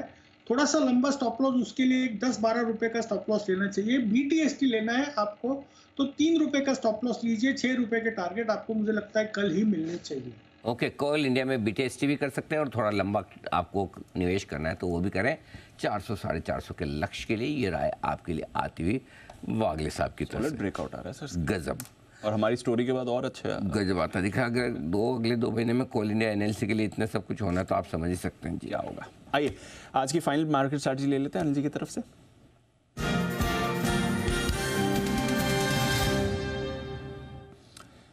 सर कोई परेशानी नहीं, अमेरिकी फ्यूचर्स बहुत ही सीमित दायरे में उनका कारोबार हो रहा है। आज देखते हैं शाम को यहाँ पर क्या होगा। 8 दिन से वैसे लगातार रिकॉर्ड बन रहा है अमेरिका में, देखते हैं आज 9वां दिन होगा या नहीं। यूरोप में ठीक ठाक कारोबार है, तेल रेंज में है, रुपया आपका थोड़ा रिकवर हुआ है पर अभी भी 10 पैसे कमजोर है। हम तो अच्छे मूड में हैं ही सर, बताएं क्या करके चाहते हैं। ओवरनाइट पोजीशन नहीं करेंगे, जो पोजीशन है वो रखिए, और अगर है आपके पास तो 21,300 का एक पुट ऑप्शन खरीद लिए लॉन्ग साइड पर आप हैं तो, और शॉर्ट साइड पर अगर आप हैं और हेज करना चाहते हो 21,550 का एक कॉल ऑप्शन ले लीजिए। बैंक निफ्टी में 47,875 के आसपास बंद हो रहे हैं हम। अगर आप लॉन्ग साइड पे हैं तो आपको एक 47,500 का पुट ऑप्शन हेज के तौर पे रखना चाहिए। शॉर्ट साइड पे है तो 48,000 या 48,100 का कॉल ऑप्शन लेकर आप हेज करें।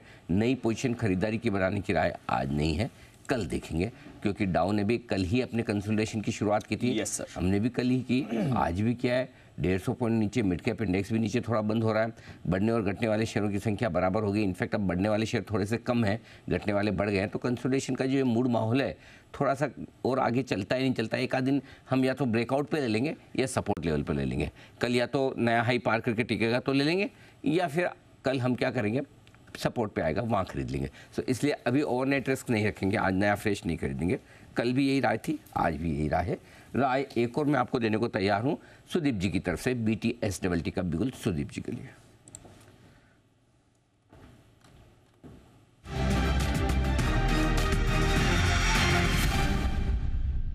सुदीप जी बताएं सर, क्या ट्रेड लेंगे आप? अनिल जी, एक स्टॉक जो BTST हो या अगले 1-2 दिन के लिए पोजिशनली अच्छा लग रहा है वो है HDFC AMC। पिछले 5-6 दिन के कंसोलिडेशन हमने देखा था, इनफैक्ट 10-12 दिन से कि 2900 2980 से 3060 के बीच में स्टॉक कंसोलिडेट कर रहा था। आज यहाँ पे हमको ब्रेकआउट भी मिला है वॉल्यूम्स के साथ और ओपन इंटरेस्ट में भी इजाफा हो रहा है। तो मुझे लग रहा है यहाँ इसको BTST लेके जा सकते हैं 3080 के स्टॉप लॉस से 3200 3230 के टारगेट के लिए। 3200 और 3230 के 2 टारगेट के लिए करनी है HDFC AMC में खरीदारी, जो 3000 के कुणाल जी और राकेश जी के टारगेट को पार करके काफ़ी ऊपर ट्रेड करता हुआ दिख रहा है। अब तो उनके टारगेट के ऊपर के स्टॉप लॉस आने लगे हैं, इतनी तेजी हो चुकी है। आइए जय ठक्कर भी तैयार है, एक बिगुल उनके लिए भी।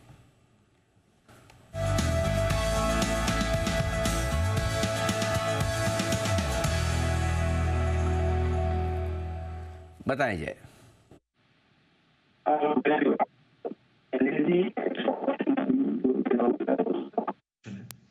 ITC का स्ट्राइक का कॉल ऑप्शन खरीदे, ये 7 रुपए 50 पैसे 7 रुपए 70 पैसे पे अभी ट्रेड कर रहा है। 7.50 7.70 के रेंज में ITC का 455 के स्ट्राइक का call option, almost at the money call option LG, ये खरीदने की सलाह है। यहाँ पे टारगेट एलजी 11 रुपए 35 पैसे का फर्स्ट टारगेट रहेगा एंड 14 रुपए का दूसरा टारगेट रहेगा। 7.25 एंड 14 ये 2 टारगेट्स के लिए आप 455 का कॉल खरीदे। यहाँ पे स्टॉप लॉस एलजी रख ₹4.90 का 4.90 का एक स्टॉप लॉस लगाकर इसको खरीदे। मुझे ऐसा लग रहा है कि जो कंसोलिडेशन आपको देखने मिला है ₹450 से लेकर 465 का सब ब्रेकआउट ऊपर आईटी 455 का कॉल खरीदने के लिए राय आ रही है। सुबह से ये थोड़ा बजिंग हमें दिख रहा था आईटीसी, अब आपके लिए एक कॉल आ रही है। बीटीएसटी के तौर पर ले जाइए क्योंकि अभी कुछ ही सेकंड्स बाकी हैं ट्रेड खत्म होने के लिए, बट आईटीसी पर आपके लिए खरीदारी की राय आ रही है। एफएमसीजी आज थोड़ा सहारा भी दिया है बाजार को। वैसे आप देखें बैंक निफ्टी हल्की नरमी के साथ क्लोज हो रहा है, निफ्टी हल्की बढ़त के साथ आपको बंद होने की तैयारी में। एक बार के लिए नया रिकॉर्ड निफ्टी और सेंसेक्स दोनों ने ही बना लिया था। 21,500 पहली बार आज आपकी स्क्रीन पर आते हुए दिखा था निफ्टी की तरफ से भी। फाइनल क्लोजिंग फिगर्स भी आ गए। बैंक निफ्टी पॉजिटिव क्लोजिंग हो गई सर। अरे वाह, वेरी नाइस, 3 पॉइंट ऊपर, क्या बात है, वेरी गुड। 47,870 पर बंद होता हुआ बैंक निफ्टी और 21,453 पर बंद होता है निफ्टी आपके लिए 34 पॉइंट ऊपर। 122 अंकों पर सेंसेक्स बंद हुआ, तो कोई खास खराबी नहीं रही। सिर्फ एक है मिड कैप इंडेक्स 1/3% नीचे बंद हुआ है। स्मॉल कैप इंडेक्स हल्के लाल निशान में। बढ़ने वाले शेयर फिर भी फाइनली ज़्यादा ही रहे बीएसई पर और एनएसई पर थोड़े से कम। ये है मार्केट ब्रेथ। विदा लेने का वक्त है। कुणाल जी, राकेश जी, सुमित जी और वागले साहब का बहुत बहुत धन्यवाद, और साथ ही धन्यवाद हिमांशु जी का, सुदीप शाह साहब का भी आज हमारा साथ देने के लिए। कल सुबह आप सबसे फिर होगी मुलाकात। तब तक के लिए मुझे और दीप को इजाज़त दीजिए।